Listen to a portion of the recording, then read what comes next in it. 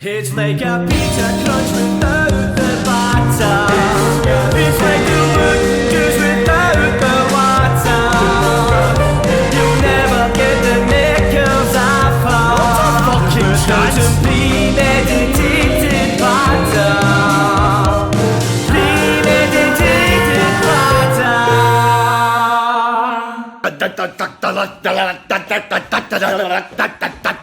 Mate, why fuck up your brain damage, mate? That fucking sunlight's making me hit a brick wall, man. I see, be honest, I think I want to phone a taxi, boys. I'm fucked. Aye, right, he's kidding on. Fuck, so he's only calling it quick, saying a bit of sunlight, but he's vampires or something. Can you not just shut the blinds? I spent the money for blinds and a dial-a-booze. Fuck the blinds, fuck's sake. Give a hammer, a nail and a pair of your bird's knickers, I'll give you a set of curtains. Mate, this is a new build house. You're no hammer nails into the fucking wall. Well, I've been fucking papped out the house because I've been on it for 2 days with you two chickens. He's only calling it quits saying a bit of fucking sunlight. Get a fucking grip. It's no just you, fuck's sake. I'm getting messages off of missus saying the Waynes are doing interviews for a new day. I can't go home either, but that fucking lights make me feel like a bag of monkey dicks. Well, what's your suggestions then? Did you see this was a new build? Aye, how? The blind store's doing 20% off all new builds. What the fuck is the blind store? They fit blinds. It's called the blind store because you'll be cutting about like Stevie Wonder sleepwalking. And you can sleepwalk right into blind bliss with the blind store. A reliable independent business that manufactures, supplies and installs its own blinds. We've got wooden blinds, Roman blinds, rollers, vertical blinds, day and night blinds and motorised blinds. All blinds are independently measured, manufactured and installed by the blind store. Wooden blinds will be measured, manufactured and installed within 2 weeks. Rollers and verticals will be measured, manufactured and installed within 1 week. And on offer, 20% off new builds. I repeat, 20% off all new builds. For more information, please contact John G. Brown 1980 at gmail.com. Call or text 0774 861 6516. The Blind Store. See the light and don't be blind to a bargain. Well, I could get cracking speakers, mate. Like cracking speakers for your gaff? No, for podcasts. Oh, right, for the hangman? Aye. Oh, speakers?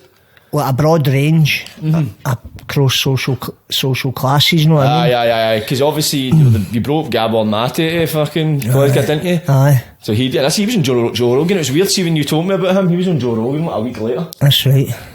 And the guy, I watched some of his shit and you were showing me, man. Greg Boyle, I know, I've got Greg Boyle over here. Greg Boyle. Aye. He's a Jesuit priest that he runs the biggest gang re-entry programme in the world in LA. Does he, aye? So he works with all the LA gang members. Right, I see. Aye. I learned a cracking thing off him. He said, he was asked what gangs he worked with, and he says, I don't affiliate myself with gangs, I work with gang members. Right, he says, I don't mention gangs because it gives them oxygen. Aye. And I thought, that what a way to put that. Because he kept it individual. This is about people, it's not about the gang. Aye, I suppose. And he's probably, in my mind, he's probably the foremost expert in the world on gang rehabilitation. Right, so his programme, I visited his programme in LA. Really, have you? So you've actually met the guy first hand and seen what he does? I went to LA, mate, and the only reason I got into LA was because of my work. I wouldn't have got in there because of my previous convictions, because the American process of getting in there's got a thing called moral turpitude, it's called. Right. So it depends on like crimes like selling drugs, violence, like harming a child, any of that stuff. It's like you don't get in. They're quite black and white with it, aren't they? Aye. And it's not even as so much as like even selling drugs. I think if you can get them with possession, aye, got with a tenner, that's bit, right, you get knocked back. Because they're strict, mate. And the only reason I nearly never got in, the only reason I got in is because I work in the violence reduction unit, and the violence reduction units get police officers who are seconded for the mainstream policing. They're seconded to work in there in a prevention role, so it's about creating strategies to prevent violence. And because obviously cops have got a bit of sway in cops know cops wherever they go, know what I mean? So when I was it's like mutual respect almost. when I was in LA, they pulled me into this fish tank. They call it a fish tank. It was like something out of Beverly Hills Cop, man. It was like, that way. Have you ever been on a closed visit in Berlin? Aye, I've had one in Poland, but so, it's the pretty so much the closed visit, the big screen, it's like that. Whereas you're pulled in, there's all these people who are, some of them are illegally in the country, some of them are there for bona fide reasons, and they're asking you, what are you here for? Like right up front, but behind a bulletproof screen. Like, it's like the brew, except it's like and this big cop, this big African American female cop, man, she must have been about 6'5", 6'6", walking up and down, and I took my phone out to text the cop. I'd been early to see this programme, and she seen me pulling the phone out, and she went like that to me, get your phone away, like, right, well, she's got a gun and all that. And obviously I'm no anti, like, my background is, when if somebody was aggressive like that, affronted me up, I'd have been defensive and gave off the wrong body language. I'd have gave off a signal, like, shut up. Fire with fire kind of thing. Aye, and it would have probably made it worse for me, but obviously I don't live like that anymore, and that reaction in me isn't there anymore, so I was just like, right, okay. Phone in the pocket, and I was only going to message the cop, a guy called Dean, to say any word on it out there, what's happening. So I'm waiting to go up to explain my case, and there's this cop shouting to this, I think she was Asian, the woman anyway, saying, why are you here? Tell the truth. If you don't tell the truth about this, you know it's a felony offence, don't you? And the woman was obviously, she doesn't know what a felony offence is, but she's just obviously picking up on the body language, like, this is a threat here, my liberation's at stake, and she's only wanting to get into the country.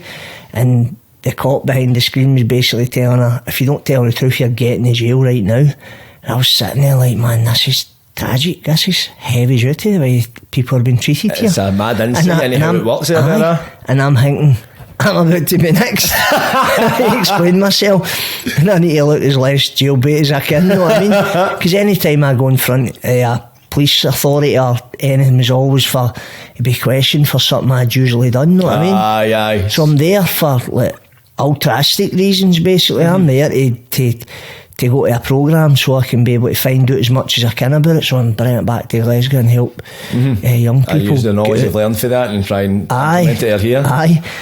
And just before I went up, a cop walked in and went, James Docherty. I said, aye. And he went, come on, come with me. And I stood up and started walking towards him. And he went, here, there's your passport. Guy Hingley's outside waiting on you, just go and get him. Unknown to me, Ian had said to him, one of my colleagues is over, blah, blah, blah, explained the situation. He's just bypassed the whole thing. Oh, right, I see, thank fuck. Aye, so obviously, I had a visa anyway. I'll speak about it on the podcast if you want. Of course, speak about it, man. Where was it? So where were you at this fish tank? Did you get taken to a police station? In LA. So did you land in and LA, they took you there? LAX airport. Oh, was it at the airport still? Inside the airport. Right, so you just get off the plane and right into I just got off the plane and I handed the guy my passport, one of the cops at the immigration, and he let my colleague through, and then he looked at me, looked at the passport, flicked it out of the visa bit, looked at me and said, you ever been in prison? And I said, aye, but when I explained myself, and he went, stone there. I'm like, here we go, just an order. Fucking aye. That's and obviously I'm not going to lie, because if I live honestly, you know what I mean? It's like, I try and live as authentically as I can. Like, no honest to the extent where you just say what you think you can say without considering anybody else's feelings, you know what I mean? Because there's a school of thought out there that I think living authentically is just saying what you want when you want and just trampling there, like no caring about how people feel about it, and that's no authentic, that's cruel. Aye, definitely. I mean? There's ways and means to go about it, and it's kind of, it's thinking before you speak really at times. And it's like people, it's like, I've been guilty of speaking without a filter as well, and it's just well, I'm being honest, and then it goes back to like, well, you've been a dick. I mean, there's honesty, there's been a dick, know what I mean? They disguise it as I'm brutally honest, but there's no such thing as brutally honest, you're just being brutal. Aye. Aye, 100%. Honesty shouldn't hurt people at that level. 100%, man. So how was your experience, obviously, when you get picked up for the airport, and obviously you went to go and work with Gregory? Is it Gregory? Is it Greg? Has the podcast started? Aye. Oh, you started it? Aye, mate. Aye. I used to, mate, go, right, the podcast started, but... Do an introduction? Aye, I don't do that. I let the stories with the introduction. Because plus as well, I would date and I'd introduce people and they'd be like, fuck. That's more authentic. That's the thing we're talking about. Exactly. It's a fly in the wall. This is pretty much just a conversation. There just happens to be cameras there, you know what I mean? Good, mate. That's just the way I do it, but I feel it flows more naturally. I see you just starting telling that story, but we're talking rather than me going like, right, aye, let's take it back to the start. Then you're kind of like, right, fucking on the back foot, man. Know totally. What I mean? Aye. Aye, so that's what happened. 50. I ended up went through a big process to get over there, obviously, and didn't think I was ever going to get in. But had a bit of faith that it would happen, because I believe if you do the right things happen. So see, yeah, of course. Like if you live by fear, you'll be met by more fear. And if you live by a certain type of faith, like, and I don't mean religious faith, I'm meaning like having a faith in a process or a practice or a goal or a vision of where you see yourself, and you keep actioning the steps that take you towards the goal, then it'll manifest in your life. Aye. And because I've had hundreds of experiences of that, I know that's what happens. So I think that's where faith's born out of. It was born out of where you're navigating the darkness and the doubt, and I don't know if this will happen, but you keep taking the actions anyway, and then it happens. And that belief and that action, because it's got to be backed up with action, is rewarded by faith that, well, if I can achieve this, then what next? It reinforces that belief. Well, if I'm capable of doing this worked, well, what else is possible? And it does it. The possibilities are limitless, because you realise that, well, if you step into the dark with one thing and it does pay off, or even sometimes just stepping into the dark is that thing, it means, oh wait a minute, I've actually got the courage to pursue something that I don't see like the immediate result right away. I know it's the fact of doing that. It's just trying to get that positive mindset. And it's like the quotes in it, the one that says you don't need to see the whole staircase to take the first step. Aye. So it's just that thing that I can do this bit here, so it's keeping it understandable and manageable, even though whatever you're navigating might be big, especially when you've got a background like some of us come from. Like, I'm a housing scheme boy who grew up in a housing scheme surrounded with chaos. It's probably the best way to explain it, and unpredictability all the time. And as you know, I'm speaking to the converted, when you grow up under these sorts of conditions, then what happens is you end up with a conditioned response to it. Aye. So the abnormal becomes normal, and the unacceptable becomes acceptable, and you've no frame of reference to reference it against, because it's all you know. But when you step into a new way of life and a party's like, I don't want to live this way anymore, and you start meeting people. I started meeting people who were already and always have been psychologically and emotionally healthy, and I would be having conversations with them about aspects of my life, and I could tell with a look in their face that there was something wrong with the way I've been living. It was alien to them. Aye. It was abnormal to them, and I started to realise that I had normalised dysfunction, and that's the prison system. The prison system is young people or people who are entrenched in their beliefs in that pattern, because everyone's patterns. They basically, that becomes normal to them, and you've nothing to reference it against, even though deep down inside you at some level you know this is shite. Like, see, when I was navigating the prison system as a wee boy, and I was a wee boy, I know the first time I was in Berlin, I was 15 years old. Really? Aye. Aye. So still a child, pretty much. Definitely a child. Like, probably emotionally about 10 or 11. Right. Because my emotional development had been arrested, because obviously I had started smoking hash and all that young, and there's evidence out there to support that you arrest your emotional development when you start taking drugs young.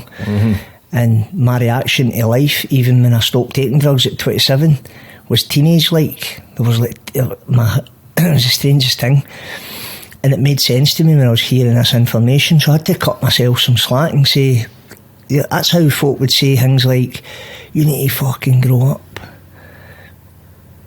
They're intuitively pointing to something, but I don't know what it is. They're intuitively pointing to immaturity. There's a part of you that you might be presenting in like a 20-year-old body, but you're like 14 emotionally. Look at the way you act and react to life, you know what I mean? But to you, it's just you being yourself. Aye. So you don't know that you've been conditioned. So being in Berlin at 15 was basically, it was the way the justice system was set up. They didn't know what to do with me because I had been sentenced up to 2 years in secure care by a judge and jury trial at 15, and they had no secure placements to put me, so they're obviously, I don't know this at 15, but I know now how the system works, and I know now that they would have been making phone calls to find me a secure placement, and everywhere was full. And the schoolboys unit in Longley End, which was a young offenders prison, it's shut now, it was full as well. Right. So the only place that they could come up with to put me was Berlin, and they took me up there and put me in the hospital wing in Berlin for something like nearly 2 days, and then took me up to Longley End schoolboys, and I spent a couple of days there, and then obviously a space became available in secure care, and they took me down there. And I remember to put these, see the prison issue handcuffs, the big thick padlock. Aye, I wouldn't even remember because they've obviously probably changed that a lot since then, but so, I can imagine. So 20 plus years ago they used to have these handcuffs that they had to put like an extension on them. So the handcuffs are that big and my wrists are that wee. Bearing in mind I'm only a wee guy, I'm 15. I'm built like a gay boy into a fiver. And the handcuffs, they put the handcuffs on me, my horns slipped right through them. Oh really? So they had to put like this metal bracket inside them to basically fill the wrist space up so that it didn't slip off my horns. And I remember thinking, this is surreal. Like, I'm only a wee, I was massively aware that I was a wee boy in an adult prison, and I had adult prison handcuffs on. I was going to ask that. How did that actually feel? Was there any point, obviously you said there was a lot of dysfunction in life at that point, did it feel a part of like, alright, I'm in the jail, it's like part and parcel of what was going on in your life, or was it a bit like, I'm in fucking Berlin and I'm fucking 15-year-old, what the fuck? It was terrifying, mate. Like even, obviously I'm good at faking it to make it, because I've learned to just do the stiff upper lip and do swagger of the wee guy and I'm a ticket, but inside I'm like, I don't want to been here, this isn't right, you know what I mean? So inside I'm terrified, but not terrified as in, oh please let me out here, like making any emotional appeal to the prison staff or anything. I'm just going through the motions, you know what I mean? But deep down I'm a wee boy and I'm terrified, and I've got a 14-year-old boy now, and I look at him at times and I think I would be horrified if he was navigating the environment that I needed to at 14, or was participating in the behaviours that I was at 14. Like, he's just a healthy, well-rounded, balanced young boy, you know what I mean? Just secure in his own skin. He's not had to go through the kind of trials and tribulations you had to go through, like, coming up in that kind of scheme life, and obviously with all the stuff that was happening in your environment around you, it was like, you become a product of your environment, didn't you? At that stage, and obviously, when was that? When were you about 15? What was that? What year was that roughly? About a decade? The 90s, mid 90s. The 90s, aye. So back then it was fucking wild. Like, the prison system was fucking, like, Berlin was fucking, it had the reputation it had and that kind of stuff. So it's not even Berlin. It's getting into Berlin at any point is bad, but like back then, that's when it was a fucking jungle. Aye, totally. I know I was saying there about my wee boy that. And you're talking about being a product of your environment. I'm a big believer in that. When I've researched it massively to realise that, and I've got this saying I always say all the time. I say things like, if there was a plant in the corner and it wasn't doing too well, nobody would be looking at the plant saying, you're making fucking bad choices, you know. the compassionate response to the plant's plight would be somebody's going to need to water it and somebody's going to need to move it to the windy because it's not going to make it if you don't. And apparently if you talk nice to a plant, it develops better, I know. And somebody would start being decent to it, you know what I mean? And if a plant is a product of its environment and that it fulfills its potential in the right environment and always will, then it's the same with the human brain. So the neuroscience has proven that the human brain develops in response to its environment. So that means that we can create the environment and provide the conditions that enable healthy development. And that's why my wee boy's psychologically and emotionally well-rounded and balanced, because his parents have provided the right environment for him so he can fulfil his potential. And potential's always fulfilled in the context of a healthy relationship. And that's why it's never a lost cause for anybody, 50, because no matter how far down the scale you've went, see if you can get to that place where you're like, and usually it takes a lot of pain for guys like us to go, I need to try another way, this isn't working. And usually when the pain of remaining the same becomes too much, human beings will say, I need to try something else. That's what they say with recovery, isn't it? That's the big motto. That's when the pain is staying the same becomes too much you want to change. You'll take a course of action that enables you to change, but it only happens in the context of relationships. So it's the relationships that make it possible, probably more than your willingness. Obviously your willingness needs to be involved in it, but there's people all over this city hitting bottom with nowhere to go, and they just keep bouncing along the bottom. They're not hitting the bottom and going anywhere, they're just bouncing along the bottom until they get provided the right support with the right relationships and the right environments. Then they'll not fulfil their potential even though they've got it. And that's been one of my biggest challenges in my work life, and doing this type of stuff, is to try and get people to realise that there's no such thing as a lost cause. There is some stuff that's unrecoverable, but I've got enough experience of seeing people who totally write off, and there's times I've done it where I've thought he's no chance, and the next minute I've been proven wrong.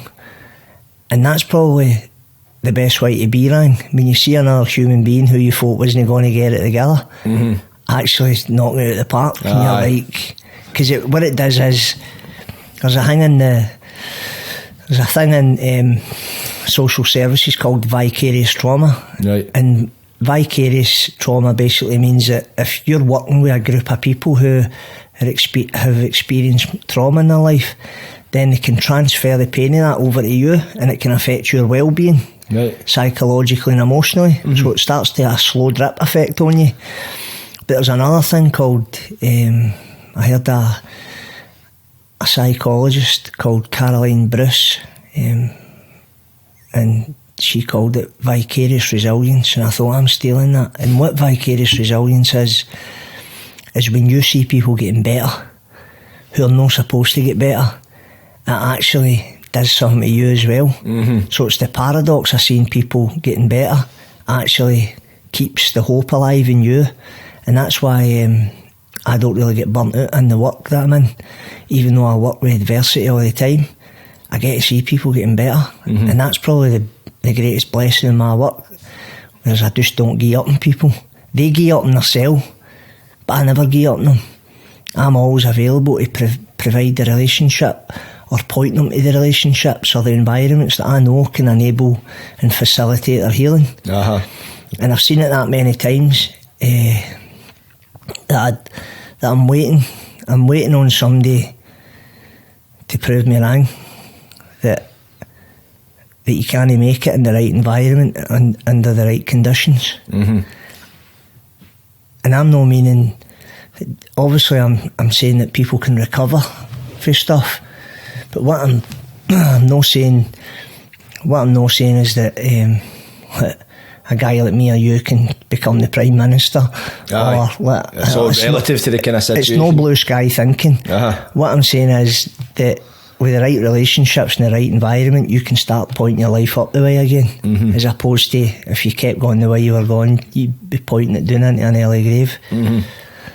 Actually, it goes back to, that's what a lot of people say, show me your friends, I show you your future, and it's the people you're surrounded by. If you're surrounded by people And it's like people that you grow up in like these kind of environments. Like if you're in a house where everybody's like drug users, you're growing up seeing that as normalised in your head. You're seeing your man dad taking whatever kind of drugs, man. You're just going to be. It's like seeing the end. It's like seeing your dad playing football, or art football. It's like a good thing. It's like you just see it's normalised. You know what I mean? Right. So if you're growing up and then it's second nature to you. And you're not going to question anything that you see your parents doing, because they're your role models, they're the people you follow their lead. Yeah. That's what we all do, and that's if they're in the environment, and it's your peers as well. You're out in the streets and you even if they're a negative influence, because attachment's the strongest dynamic in human relationships.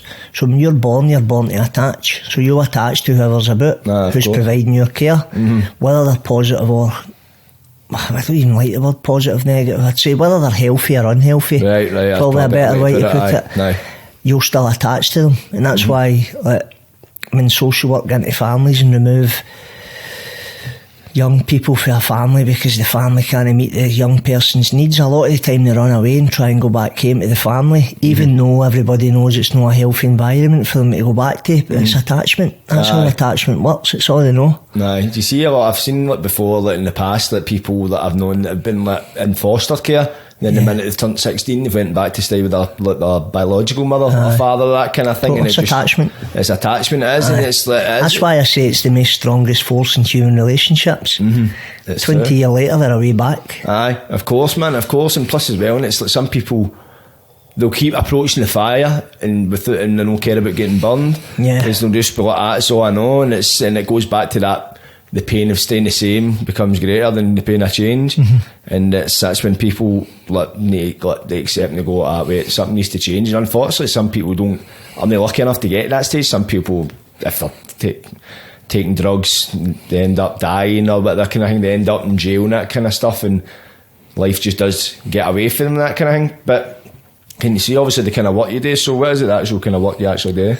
So I work in the violence reduction unit, which is a prevention unit, and it's a police unit, but it's not a detection unit, as in, because I always get that question, like, what, you work with the police? No, you work for the police, that's what they say, and I say, no, I work with them to enable young people out the justice system, because ultimately that's what prevents victims. So if I can support a wee guy for a housing scheme who's involved in violence, and he makes a decision that he doesn't want to live that way anymore, and he's not got the support to enable the process, then he'll go back to what he's used to, because nature abhors a vacuum. He'll just get sucked back into the vacuum, and he'll do what he needs to do to survive. And I always get the question that, because I had it, like, when I first came into this arena, I was caught in the whole dynamic of how I'd be perceived. I hope nobody thinks I'm a grass and all that stuff. But I recognised dead quick, and that's just pride. Aye. Pride's just the fear of what other people think of you, and I don't live my life by the thoughts of what other people think of me, especially in the dynamic of coming for a housing scheme and you're in that false pride of, I need to do something here or he'll think I'm a grass, I can't do that or they'll think this, and I'm still trying to work out who they are. Aye. Because see that thing, I used to go, I can't do that because they'll think I'm a bam, and I don't even know who they are now. That's do you know that way? That's on the head. Most of it's in your head. Aye. And what I found was that as soon as I moved into that environment and started working beside cops to try and prevent violence, basically, ultimately we try to create strategies and provide the conditions that prevent violence and navigate people away from it. And as soon as I started doing that, I realised, so when I started in the VRU, there was a cop in there called Tony. Right. So initially I was a volunteer on the Community Initiative to Reduce Violence, which was a gang intervention project. So I was a volunteer. I never in my mind thought for a minute that I would end up employed to work beside these people. I just wanted to help young people, mate, and that's the exact same drive of the day as it was back then. And I knew that if I was going to change the system, I couldn't stand outside it throwing bricks that I did when I was young. Fuck the system, fuck the police, blah blah blah, you know the narrative. And I realised that in order for me to affect and cause any change within a system, I'd need to find a way to join it. And that became my primary purpose, was how can I get into this arena, because I'll no change it for out here. Little did I know that the very people who'd be the most welcoming and accepting of me were cops, and there were people in the violence reduction unit who had seen it all, by the way. They've worked in the police for a long time. They've seen the worst things that human beings can do to each other. And here they were giving a wee guy like me a chance. And I was a volunteer with them for a while, and eventually I got a start. But before I got to start, when I was a volunteer, I used to go into the office and I had that mad standoffish energy and all that. They're sussing me, I'm sussing them. Just that held up. That was still a working part of me, because that's just a human thing as well, is when you're trying to feel safe in any environment, you're sussing things out. But obviously I've had lots of trauma in my past, so I'm always, my amygdala scanning the environment constantly. And there was this guy in there called Tony who had a picture of his family on the table, and I realised that they were just like me. They just wanted a safer Scotland for their Waynes as I did for mine's, because I wanted my Waynes, I want my Waynes, everybody's Wayne, to be able to walk down the streets of Govan or Scotland or any scheme or city in this country and not have to look over their shoulder to worry about Joe Bloggs across the road with a blade or under any sort of threat. And I wouldn't do this work if I didn't believe in human beings or the potential for this country to create this place to be the safest country in the world, you know what I mean? And I realised that me and this cop, I built a relationship with him and got to know him, and he got to know me, and I realised that I had more in common with him than I didn't. Right, I see. Aye. How was that feeling, realising that, when that dawned on you? Because when you're young, like, obviously, the way the police was back then, there was a lot of mistrust between the police and the community. It was an us and them dynamic. I was very much a part of it, because I was taught that growing up. Don't trust them. Social work will come and take your Waynes away, all that stuff, and that you just become naturally suspicious of anybody in authority. So you just become that way where you didn't even talk to them. It's safer just not to talk to them. Even see if the police pulled me up in the street, I would be more worried about what my pals standing across the park would be thinking than what I was than what they were pulling me up for. And I was more caught up in, I hope they don't think I'm a grass for standing and talking to them. So because I was driven by that fear, I would be that short with the police when they've only been friendly with you up to where you going, blah blah blah blah, what's it got to do with you? I'd be making it look as if I was raging about what they were doing. Confrontational, so if somebody looking for a distance, but right, he's arguing with him. So it's just more for a showpiece rather than actually them in front of you. So caught up with what other people thought is, and I don't know where that came from. It was just a thing. I think it's just drilled into you. It's that authority figure thing, because I'll be honest, I was the exact same. Sometimes in recent years, and I'm talking about very recent, man, I've started kind of going, kind of getting in myself a bit and going like, listen, there's bad eggs and good eggs everywhere, no matter what you do. If it's the police, you go into a fucking building site, there's fucking bad cunts and good cunts there, know what I mean? End of the day, as you say, there's people that just want to make the streets a bit safer for people. There is, know what I mean? A lot of people have got pure intentions. I think if you're looking for it, you'll find it, innit? You get them everywhere. But it's that thing where, even if there was, and I did have negative experiences with the police, I probably had more reason not to work beside the police than most people that run about the news shouting about how they're bastards and all that, you know what I mean? I know I had real reasons not to like them because of some of my experiences being in contact with them. But I also realised that I couldn't label a whole force based on the behaviours of a few. The same as the police can't label a whole housing scheme based on the behaviours of a few. And the same as the prison staff and the public can't label a whole prison population just because they've made mistakes that have landed them in a prison setting. It's also recognising that what if people went through who are in these environments, and is rehabilitation in its proper context, is restorative justice a main part of the theme of rehabilitating prisoners, because I think it needs to be.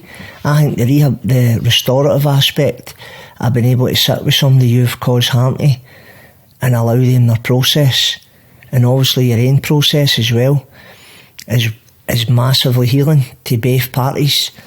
And obviously, in my own experience, I hurt a lot of people, Jordan, along the way, like, hurt people, and it totally morally wounded me, because see, my true nature was never to do that.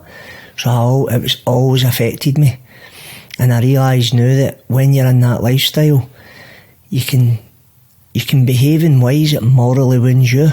There's actually research out there to show that even soldiers in a combat situation, because they made decisions that resulted in loss of life, or made decisions that somebody they made a decision that meant somebody's house in an area get blew up. It affects you deeply at a psychological level. Some people are even saying at a spiritual level it affects you, and I wouldn't necessarily disagree with that either.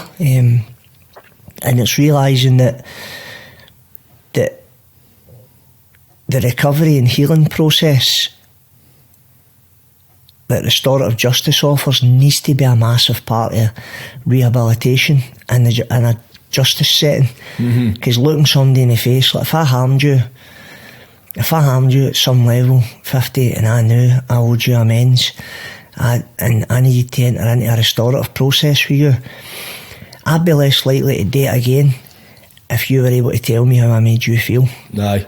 So if I was able to consider how that made you feel, and obviously sit and listen to how it impacted your life, like say I was a drunk driver and I ran you down and it broke your legs and you couldn't work for 9 months, and it totally took the food out your veins, stomachs, took the clays off their back, and I sat down and you were able to tell me how I'd impacted your children, how I'd impacted your family, how I'd impacted you, that you couldn't go to the gym anymore, blah blah blah, it destroyed your relationship, all that stuff. No. I would be less likely to get behind the wheel again with alcohol in me than somebody who wasn't allowed to be part of that process. And I think that's why places like the 12-step fellowships are so effective, because they've got the restorative part of their programme of recovery, which is making direct amends to people that you've harmed, except when they do so would injure them or others. So you should only be entering into it if both parties are open to it and it's not going to cause more harm.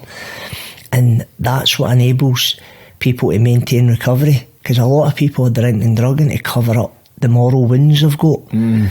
So when they're conscious of their life, they're like, I'm the worst thing I ever lived anyway, I may as well try and get blackout drunk or just use to numb myself out. You find that see with people that see when they're in recovery, and when obviously they go clean, they go abstinent, it's like dealing with their feelings again. Because like drink drugs and that, it does numb you to like how you feel and that, you like your empathy and that kind of stuff. But because we're all human, like the majority is, with the vast 99% is, we all do feel empathy.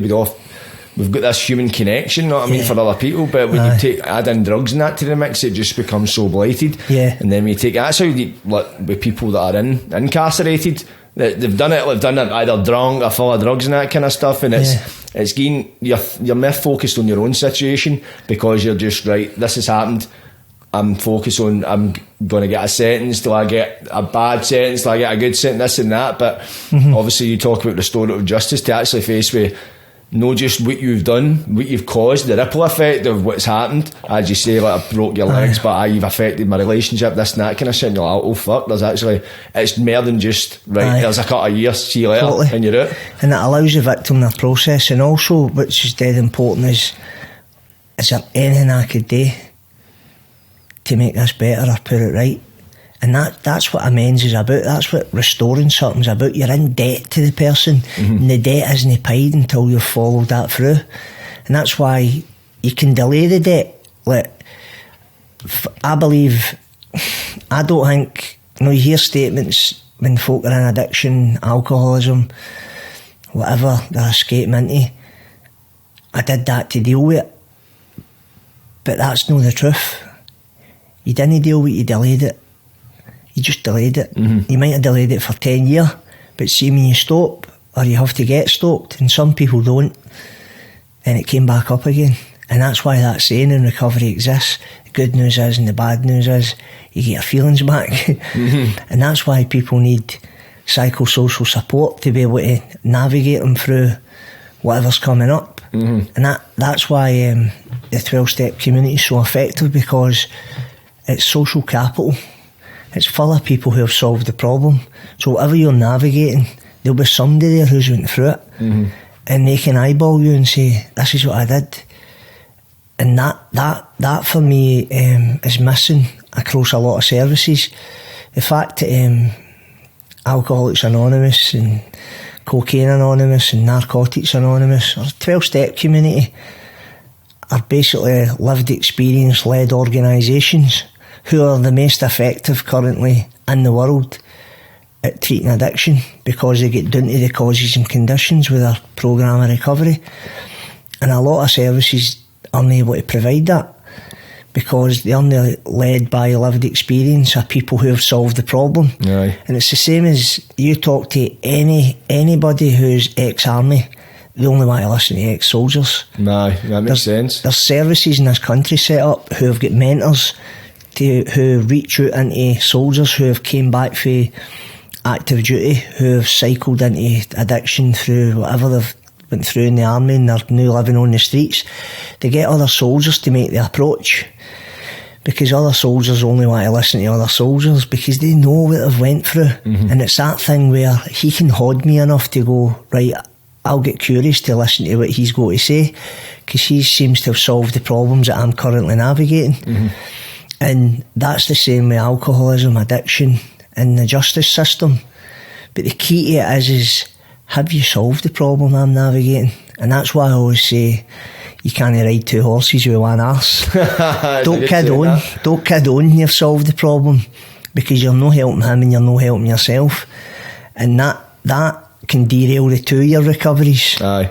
Because if you're faking it to make it, then you're not in the place that you think you are.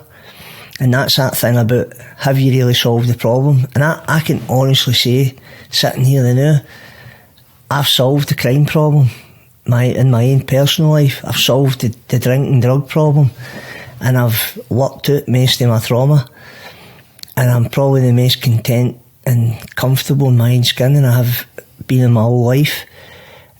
And if that's possible for a guy like me, that's possible for anybody, Jordan. But you've got to be the biggest participant in your own process, know what I mean? Like, nobody's coming to fix it. They aren't. I used to lie wishing, I wish somebody would come in and do this, blah blah blah. I had to get up and move. And that's why I know that if you take a course of action that's saying to the universe, I want to make some changes in my life, watch the people that show up to help you. It is the most remarkable thing. I work with people all the time, and that's what I say to them.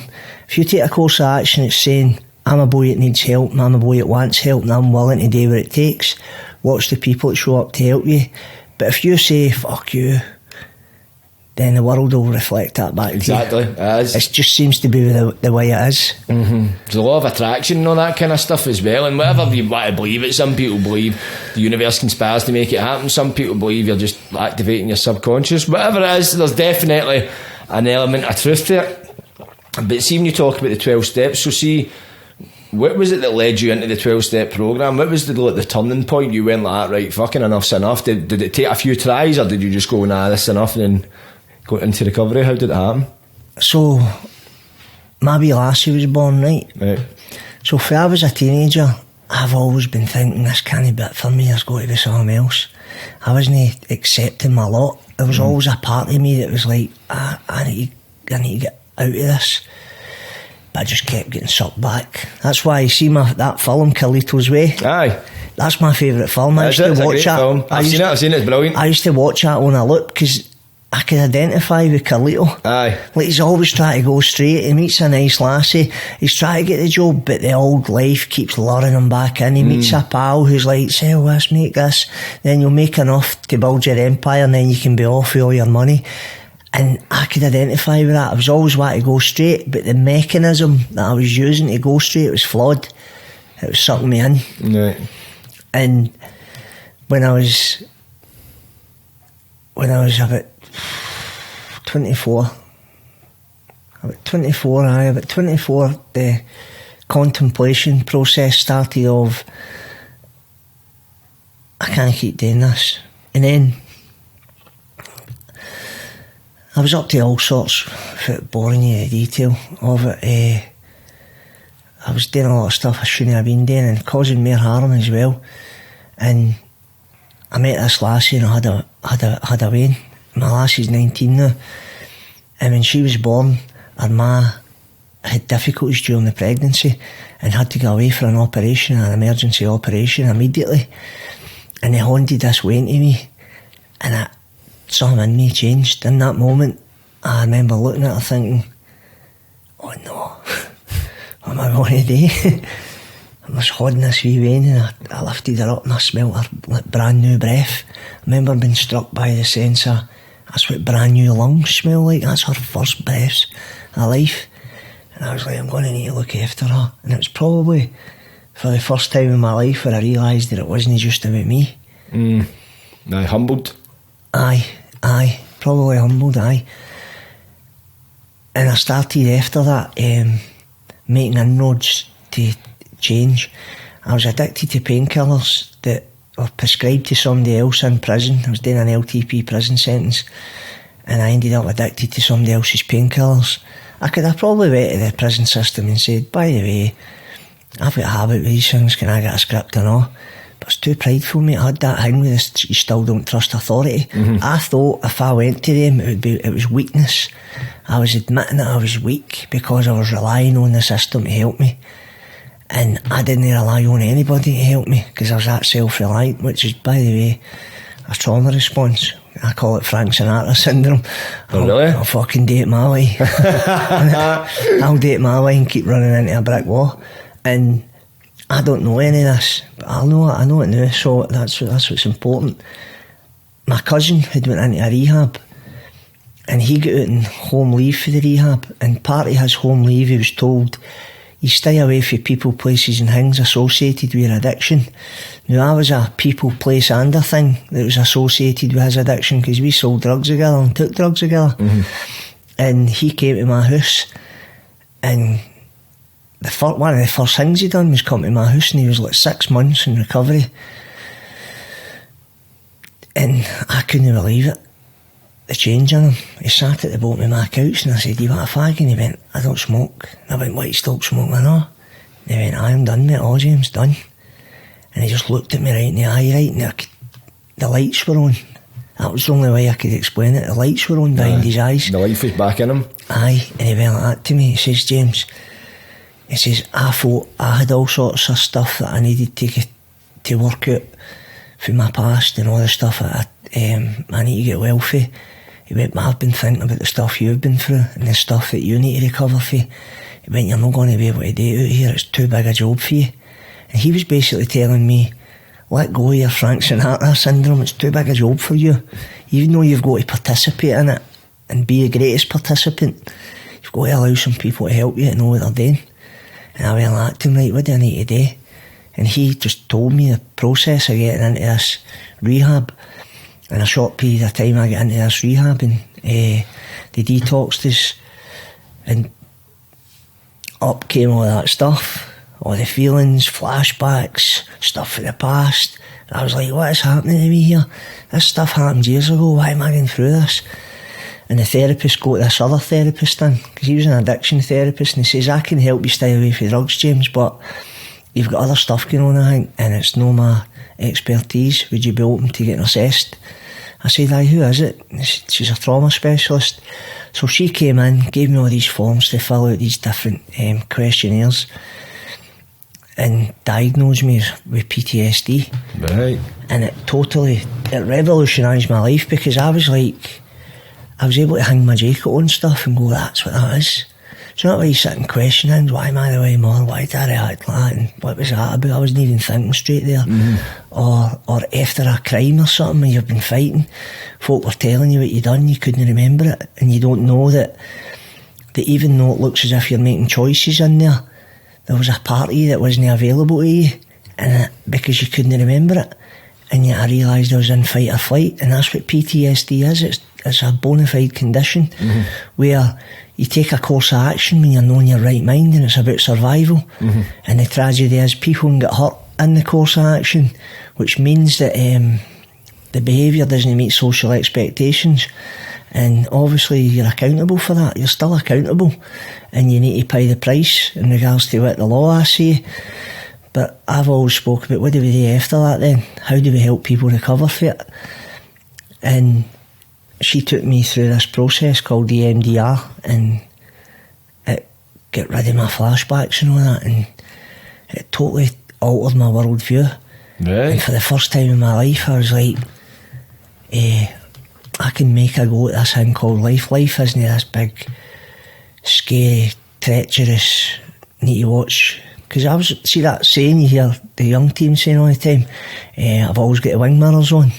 No, I've not heard that. You ever heard them saying, I've always got the wing mirrors on? They just meaning kind of always looking at your shoulder? Looking at their shoulder, right, the wing mirrors. Right, they've got terminology for it.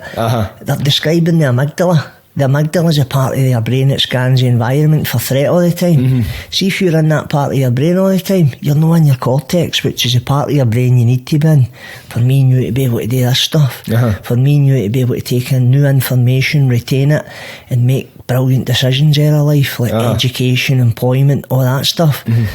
Well, if you're not in that part of your brain, then you're in the survival brain all the time. Aye. And that's the way I had lived for I was a wee guy, and I had no idea. And you make split-second decisions in that can derail your whole life and other people's, and cause a lot of harm to people. And I left that rehab, and my primary purpose leaving the rehab was people need to know about trauma, they need to know about this stuff. I started to think about other people and how I could help meet their needs, and how could I raise awareness about the trauma and the culture. And obviously a big part of that was my main primary purpose was how I was going to raise my daughter, and I learnt as much as I could, and I just became as safe an adult as possible for my wee lassie, so that she could get a chance at coming at life in a different way. You know what I mean? And that's basically what I done. And then the biggest mistake I made when I left rehab was I went back to my community that I grew up in, which was a schoolboy era. I shouldn't have went back there, because it's like the soldier leaving Helmand Province, getting into trauma therapy for his PTSD because he's seen his pal getting blew up, and then got to the housing, and the housing says, we'll go to a house in Helmand Province. It would be insane for him to go back into that environment. That's what I done. I don't realise that my housing scheme's my Helmand Province. So I go back in there, and slowly, ubiquitously, it starts to creep up. The wing mirrors are back on, and I'm trying to access recovery. But even though I'm sincere about the recovery process, there's people from my past that don't care. They don't care about me, or they just want revenge. Aye. And obviously, because of the way I'm conditioned, I've not got a backward step in me. I've boxed there as a wee boy. I can honour myself, and I'm wired to fight back. And I've been wired that way for as a wee guy. So if somebody runs up and attacks me, I'll end up fighting back, and that's what I was doing. I was fighting back and usually winning. And then got sitting with my head in my hands going like that, man, I don't want to live for this. Aye, you talked about that vacuum. That was gone. See the part of me that, well, they started it, and that's what happens, the justifying it, that was out of me. I didn't want to harm another human being in my life again. And obviously, I'm not a doormat, so I couldn't let people run up and attack me. So I decided, this is what happened, I went to an AA meeting, and an old guy in the AA meeting, I told him about what was happening. I was like, this family from my past, they attacked me, and I want to stay here because my wee lassie's here, and I want to be a dad here, and her ma's struggling with her own addiction and all that. I don't want to abandon her. And he went like to me, "What's the matter with you, son?" Like, you know, some of the old timers are just like, they can say things to you and it just explain a complex issue in a statement. I said, "No," and he went, you've got Wild West syndrome." I went, "What's that?" So he got me laughing, know what I mean? And he said, "This town ain't big enough for the two of us." He went, "See, when I was on the drink and I heard somebody was looking for us, James, where'd you?" I went, "You went looking for him, didn't you?" He went, "Aye."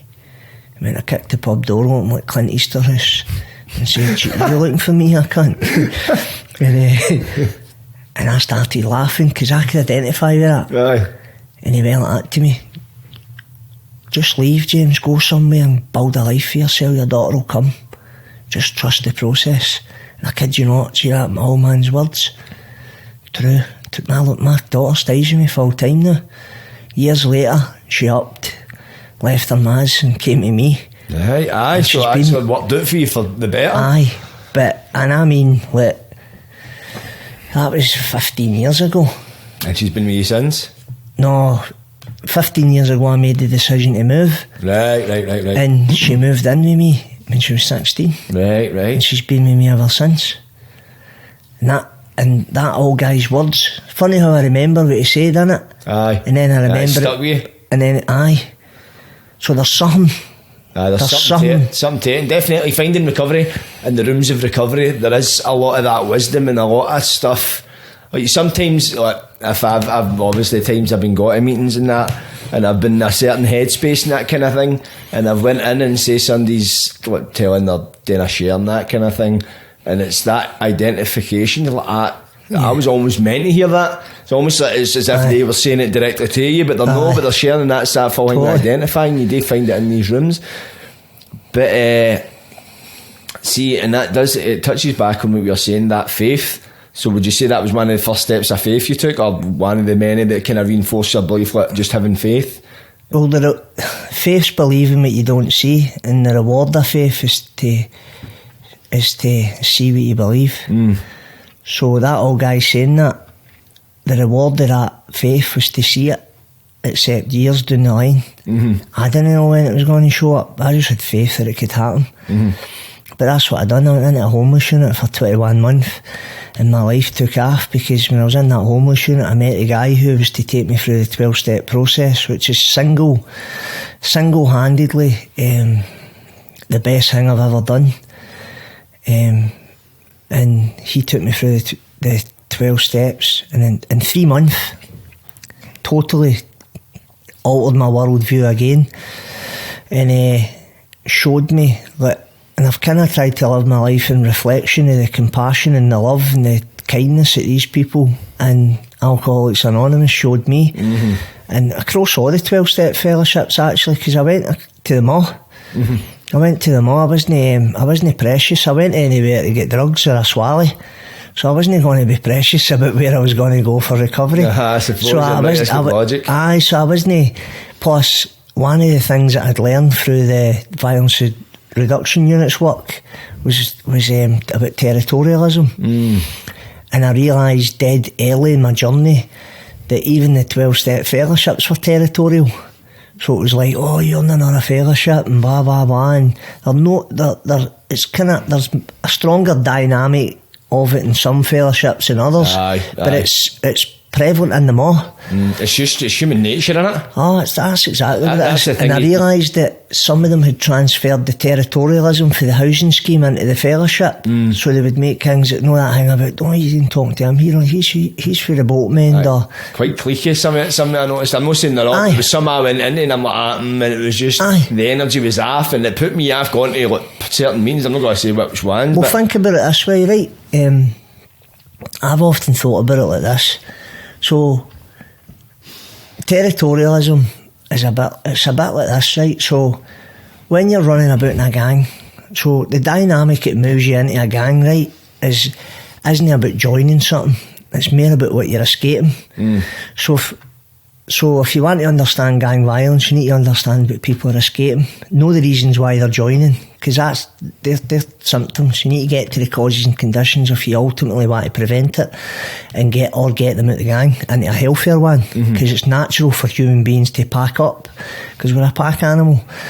And one of the dynamics is that if the attachments are getting broken down in the family system for whatever reason, the ma's too stressed, or the ma's too distracted, or the dad's busy at work all the time, or he's in the jail, or he's mad with drugs, or whatever it is, then it's perfectly natural for you to seek safety in the herd. But the tragedy of young people who orientate into gangs is they seek safety in a herd who's just as psychologically and emotionally wounded as them.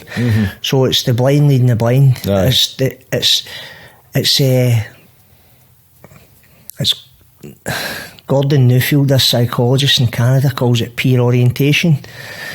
And he says once, if you orientate by your peers, it means you've transferred the attachment into them. Right. So it's more important what you think of me than it is my mum and dad. And that's why they're fiercely loyal, and they're the hardest peer group to work with, because they don't stick each other in, they don't challenge each other for holding a blade or taking drugs. Because, and the reason it's a tragedy and why the community needs to intervene to prevent it or get them into healthier groups, is because they're not mature enough to lead each other. It's basically the transmission of trauma. So if we don't help them transform it, the best they can do is transmit it, and they transmit it on other. They don't go up to, you ever notice gangs don't go a wee group in Govan who's running about boxing with what's the other Ibrox, right, for example, or Linthouse. They go over to Lint, they fight with each other within like a square mile. They don't go like that. Mum will go out to Mulgai tonight and fight with that middle class mob. They don't, because it just doesn't happen. And one of the, I know it's a long-winded way of explaining it, but how that gets played out is a lot of that's to do with low self-esteem and low self-worth. So you'll do anything to fit in. So the last thing you want to do is risk getting through at the family. So these are the same Waynes who are now in 12-step, some of these 12-step fellowships. So what happens is they come in with chronic low self-esteem, because obviously they've added drugs into the mix, and the stigma and the shame that comes with some of the chemicals they've been taking.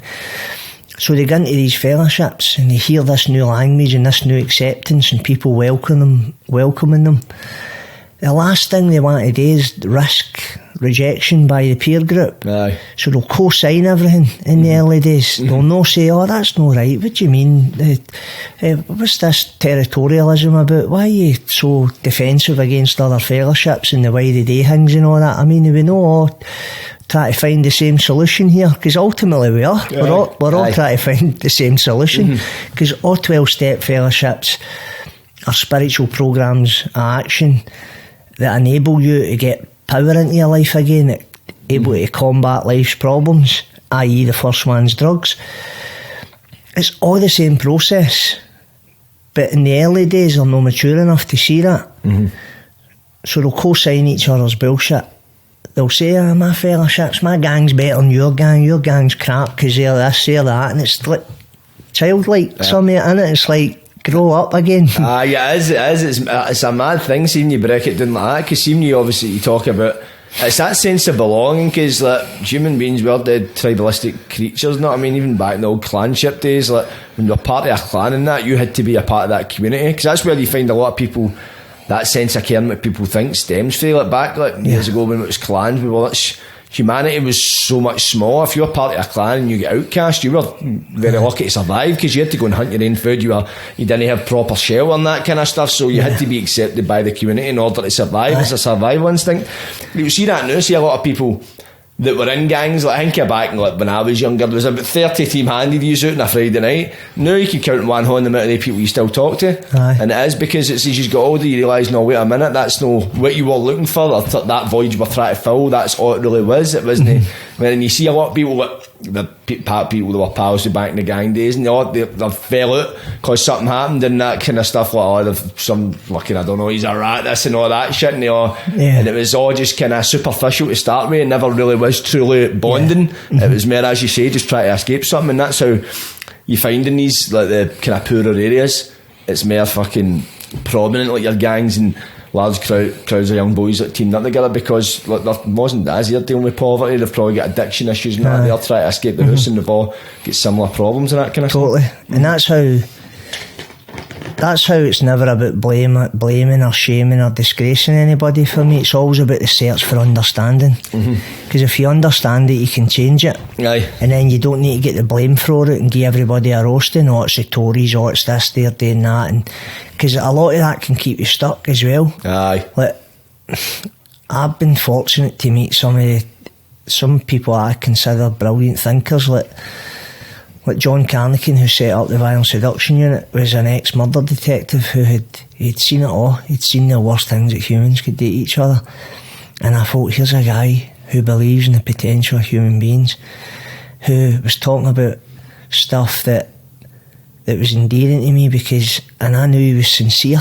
Because see, if I thought he was at it or he didn't care, I wouldn't have stayed in the VRU. I knew these cops who were trying to combat violence in a different way, I knew they cared. If I thought they're just doing that because they get paid, I would have cut and run. I would have stayed doing the pylons. I would have went into the pylons or stayed scaffolding. There was more money in it anyway and less stress than what I need to navigate in this job.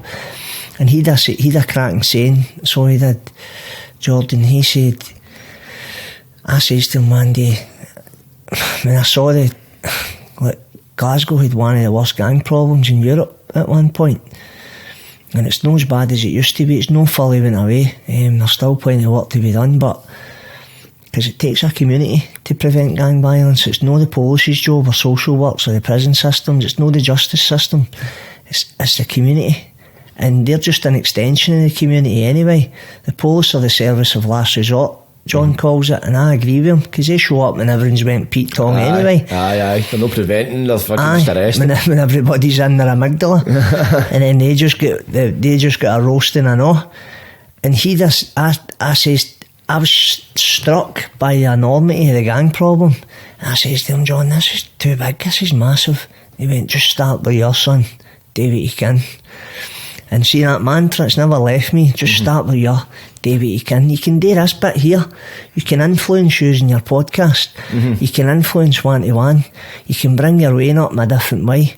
I mean, you can be part of the prevention message and strategies just with how you raise your reins or how you talk to people in the community. Like, you get a chance every day when you leave your front door to engage with the bus driver in a different way, to engage with the shopkeeper in a different way, to talk to the young team in a different way, and try and reflect back to people their worth in the world. Because there's nothing more dangerous, Jordan, than a wee boy without hope. See, young people without hope, lethal, mate. Absolutely lethal. For sure, man.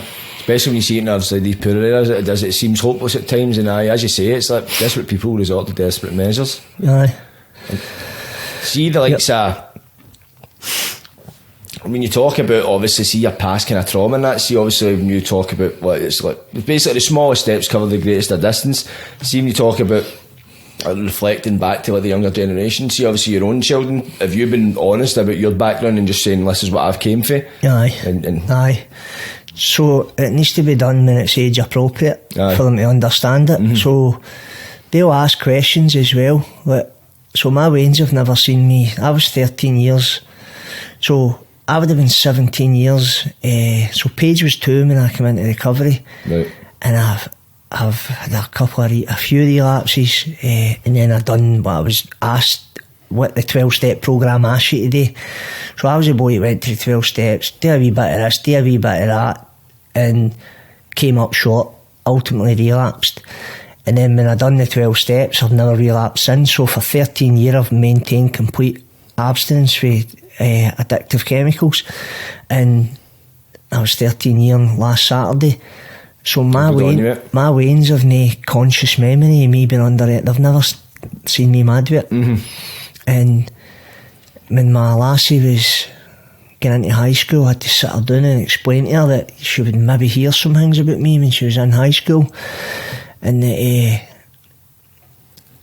she wasn't to worry herself about it, that if she did hear anything she could come to me and talk to me about it. And the reason I done that was because I had read a book called Man's Search for Meaning, right, by a Holocaust survivor called Viktor Frankl. So he done his own observational study when he was in Auschwitz, right, and he lost everything, lost his family, his wife, a lot.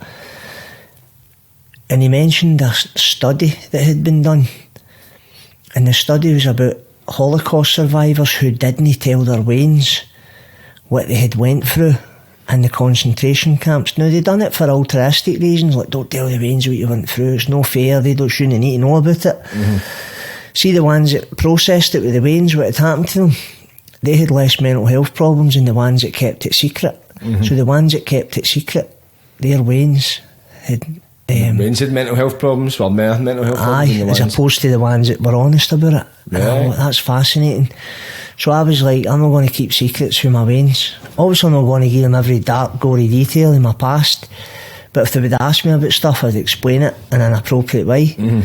But when she was going up into high school, I explained this situation, that she'd maybe hear stuff, and she started greeting and looked at me and said, oh, such and such mentioned that, and I didn't believe it. I was like, no, my dad, because Wayne's childlike view of you is just, you're perfect. Yeah, you're the hero. You're the hero, especially with lassies, with their dads. It's really important to be a father to your children. It's massive. 90% is just showing up, by the way. It's not about, really, is it? 90% is just show up. Just being there. Be available, aye. The rest you can work out well, fix it while you're moving, know what I mean? Just make sure you're showing up for the veins. And then at the end of it, she said to me, well, I don't care. She just looked at me right in the eye, maybe she's got this, it's like an inner resilience. Like, she looked at me and said, well, I don't care what anybody says about me, about you and my dad, and that's it. That's what matters to me. And then it was just a hug, and then we've never discussed that situation again. And on the journey, my wee boys asked things like, Dad, did you used to drink? Did you ever smoke? Or anything like that. And I'm like, well, no. And then he's like, but I get told you used to smoke, blah, blah, blah. But my veins don't smoke or nothing. None of them smoke. And I believe a big part of that's what you model to them. Aye. And they've never seen me doing it, so they're less likely to repeat it. You know what I mean? And I'm not saying they will I'm not naive enough to think that my veins will navigate their own adversity in life. They will make their own mistakes. They will have secrets for me, for example. But that's part of growing up, and a big major part for me is giving them an upbringing that isn't full of unpredictable, toxic parenting, where their environment's predictable. They know what's going to happen from 1 minute to the next. They know they're there, they know they're loved, they know their value, and they're not growing up under conditions of fear. Aye, and it's establishing an element of trust. Even obviously you're prepping your lassie before she goes to school, and obviously she says I don't care, and it's like the fact you had that conversation is like, see if you went into school no knowing and people were saying that, it probably caused doubt in her mind, like what are they saying, is it true? And that things you, but the fact you sat her down, she's like, well, I don't give a fuck what you're saying. So it just shows you how powerful that is. So she knows talking. And she can say, that's right, that did happen. My dad told me about it, I know about that. So she's able to face it down rather than, you know, brains can say things, it can be quite cruel. So it wouldn't psychologically disarm her, because she'd be armed with a response to it. It wouldn't be a shock to the system as well. Like, if she didn't know, if she was totally like oblivious, like you're passing somebody did say, and she'd be like, what? And then it probably breed distrust, because like, well, if that's true, what else is true? Do I really know? That? And it's that it does. It's like that. And I can relate a bit. My dad, he'd been in the jail in his past, but anytime I asked, he'd never tell me about it, and it was a secret. Nobody, I couldn't. Every time I mentioned it, like people would act my man, and obviously they're just trying to, what they thought was best, as if they made like, it looked as if he'd never been in any kind of bar and that kind of thing. But in my head, I just thought it was brilliant. If you go to jail, you're a hard man. It was a rite of passage and that kind of thing. And The lesson I take for that, and I'm not saying I wish they'd done anything differently. Listen, parents, I think it's not something you can just go, well, right, oh, that's how you do it. There's no one set formula. It's one of the things. And obviously, if your parents split up, they're dealing with their own shit, and they're dealing with their own trauma, they're dealing with stressors. Do you know the best way to parent? It's parent for instinct.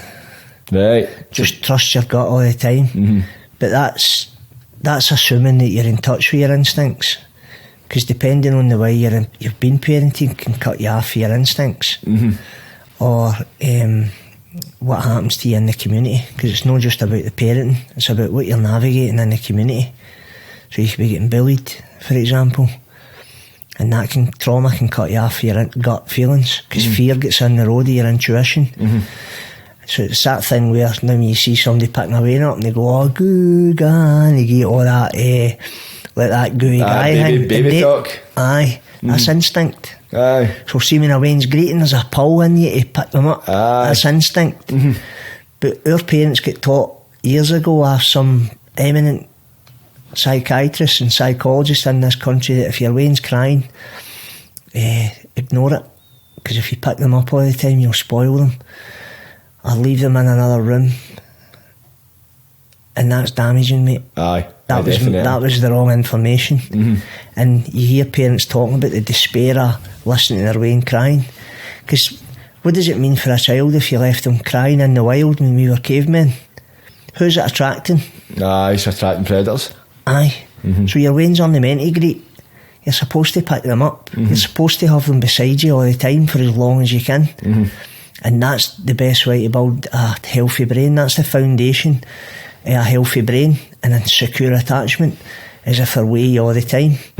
But our culture's such that we get educated and that gets passed down the family tree, and you think that's the right way to do it. So it's recognising that most trauma is done unwittingly. Aye. Parents thought they were doing the right thing because a professional told them. Aye, exactly. That's the way you're meant to do it. Aye, because it's rather than trust your gut. What's your gut saying?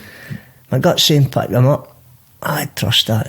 Yeah, it's exactly it, because it's too easy, because you get bogged in, see, when later in life, and obviously you're dealing with trauma and that, but it's hard for you to identify, because it's like a lot of things. I've got to the point where it's the way when you look at like certain aspects of personality or character, and you go, I'm like that because and you look back at things that happened past, well, maybe that was the kind of the triggering point, but it's like, it's hard. A lot of people don't really identify, and as you say, it's unwittingly done. It's like something you're like, that's caused that, and you think it exacerbates it, because if somebody's building that up a period of time, it's going to just manifest and get fucking worse. And then you think about it, right? Our parents were getting battered with belts in school when they were children. Half teachers. If you had to go to children today and explain to them or show them that what used to happen to our parents and our grandparents, that the violence was that widespread in our culture that even professionals were allowed to beat you. That's off the scale when you think about it.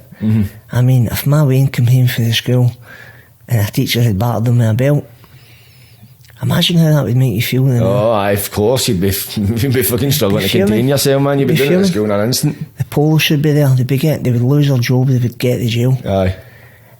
Back then it was socially acceptable. The abnormal had become normal. Aye. So sometimes I think, see if the abnormal was normal then, what's abnormal the now that we call normal? Exactly, because we are moving, and it's a lot of people. See, you talk to the older generation, the way the world's gone and that, people just don't like change, especially when they've grown up knowing something. And it's like, you see that, like, the use of, like, see people use pronouns and that kind of stuff, or even people use, let's say, if they're going to, let's see, the news agents or the local corner shop will say the shop, not the word I'm filling in there, and people are like, what? No, that's the word I've used all my life. I'm not being racist saying that, and you're like, no, you don't realise because you've used it, it's actually harmful, but you don't realise it because to you it's normal, and it's the abnormal becomes the normal. That's it. Aye. And the unacceptable becomes acceptable. And that's why we need to always be willing to throw our current ideas out for new ones. Aye.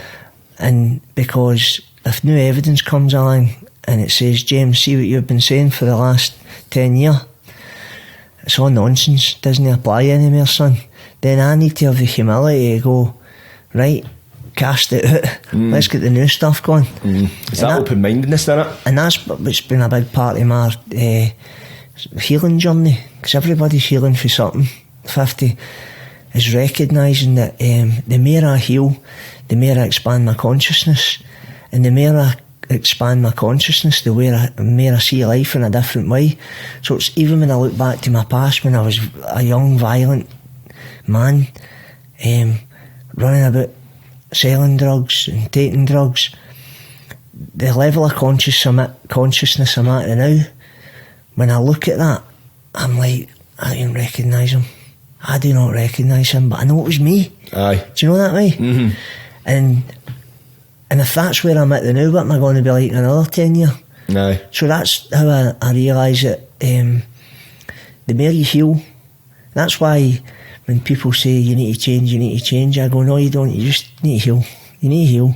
And if you participate in a course of action that enables your healing, then the change will take care of itself. Don't get focused on the change, because the ego uses it as a tool to beat you up with anyway, because it's like a diet, or you go to the gym and you miss it, or you eat the wrong food, the heat goes like that, you fucked it now, you'd as well eating the whole packet.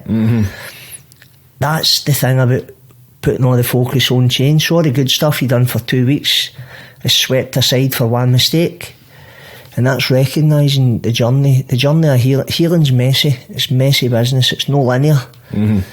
It's no linear at all, and everybody's unique in their own healing journey as well, and no one model, there's no one size fits all model, and no two human beings perceive the world the same, and that's why it takes a community, and that's why it can't be just what I was saying earlier on about how it can't be social work or police or the system that comes and addresses and fixes everything, or waiting in the political system to do it.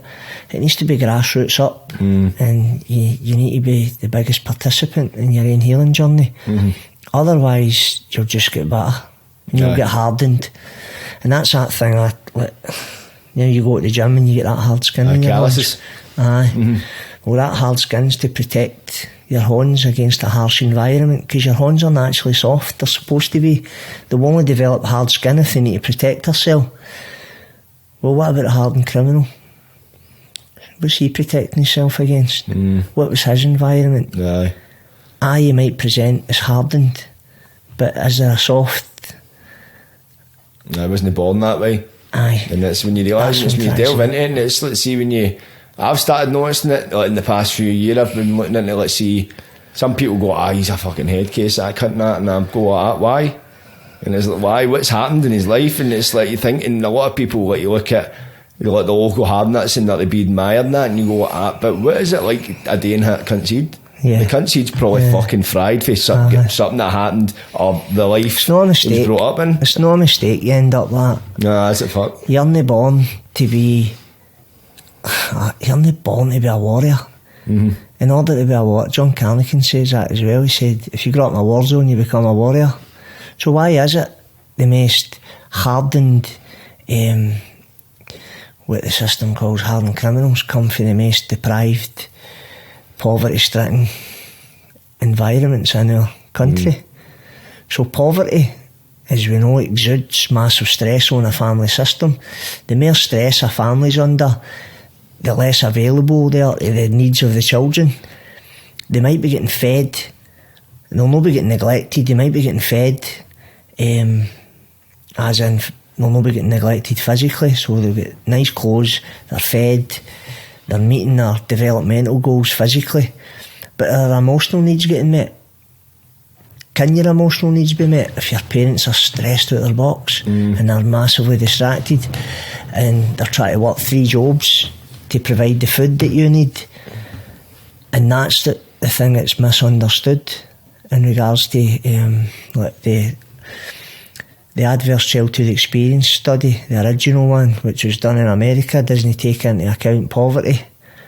And the reason poverty needs to be in it is because of the stress that exudes on the family system. It affects your ability to parent in a healthy, appropriate way, and that can derail development. And it's not done deliberate, because no parent wakes up and says, I want poverty. No parent wakes up and says, I want overwhelmed with stress today, and it's going to affect my ability to emotionally regulate, which is going to show up in my behaviour, and the Waynes are going to be in the back foot, because when Waynes are born, 50 they're born to attach. Who's about determines their development. A 3-year-old can't look at a Matt at 3 and say, I've been watching you for a wee while now and you're stressed out your box. You don't play with me or nothing. I can't even talk to you about my feelings. I try and tell you how I'm feeling and you snap at me. And I've not been talking about my feelings for ages because of it. And I was watching a cartoon today, and the cartoon told me that this family dynamic is affecting my neurodevelopment, and if I don't get this addressed now, I could end up with mental health problems when I'm older. So I'm moving out. Tell you so, you'll shout. Wayne's can't do that. So what do? They adapt. Aye, because we're creatures of adaptation. We adapt to any environment we're in. That's why we're the head of the food chain. But some of the adaptations don't meet social expectations or behaviour, and people are ostracised for it, demonised, excluded and marginalised. And for me, that's why how we raise our children is one of the most important parts of my work, because if we get the early years right, then all the stuff we see up here that are symptomatic will work itself out. Of course, 100%. See, when the way you talk, and you're very knowledgeable about what you're talking about, that kind of thing. How have you gained your knowledge over the years? Because obviously you say you've read a lot of books and that kind of stuff. I studied, so I've studied and I've done hundreds of self-development, so I've see the stuff I've got a special interest in, I'll go and read as much as I can about it. I'll study it. Obviously I've got a gift for being able to explain it once I've learned it. And plus a lot of it's woven through my own personal experience, and not just mine, by the way, the personal experience of the thousands of people that I've listened to over the years. And I mean, I must have listened to thousands of people. Like, if you think about even, for example, the 12-step community, right? So going to meetings are Alcoholics Anonymous, Cocaine Anonymous, Narcotics Anonymous, and literally listening to thousands of people, hours and hours and hours of people sharing an experience of how they've overcome their problems. And you're able to take all the theories that you've learned out there, the research and some of the science, and listening to people's personal stories, you're able to recognise certain patterns that are played out through why most of the people I listen to land in a lot of their predicament. So if you understand why they land there, then surely you can go further back and create the conditions for young children so that they don't need to. Because for me, trauma is a template for addiction. And if you can prevent trauma or mitigate and buffer it if it's happened, then you have human beings who'll be less likely to medicate their pain with drugs. And if you medicate, for example, if you've got an overactive stress response, right? So if you've had tons of stress, your stress response becomes oversensitised, right? So it's dead sensitive. And what that means is that your biology is running faster than the average Joe's, and your emotions and sense of self can be totally fragmented. Your internal world can be all over the place, right? If you've got that going on for you, or even something as simple as having an overactive stress response, right, even though that's complex, but let's call it that, and you take cannabis, you smoke a joint. And I used to wonder this, why was it that when I was in the smokers at high school in first year, and we were experimenting with puff, some of us wanted to do it right away again, as soon as we get the effect off the drug. And why is it some of them just tried it and go, I can't be bothered this week? They had like a choice on whether they wanted to take it or not. And that baffled me as to why some people could take it or leave it and some people couldn't wait to do it again. And I realised through all the studying that I've done on trauma that if you've got an overactive stress response or you're in psychological and emotional pain, and you take a substance and it changes the way you feel or saturates an overactive stress response, alters your perception of the world, why would you not want another one? Why would you not be like, I want a fucking puff? I thought everybody should take a puff. I remember saying my teacher should smoke it, my social worker should smoke it, my parents should smoke it, the police should be smoking it. Everybody just needs to calm the fuck down. That was my attitude as a 12-year-old boy. So my world view is, that's the perspective of a wee boy who thinks the world's an angry, hostile, unpredictable place, that I think you need to be stoned in order for me to feel safe in it. I just thought everybody should be stoned. And that was because cannabis is an analgesic. It's got painkiller properties. It will saturate an overactive stress response. So when people say cannabis is the gateway drug to hard drugs, bullshit.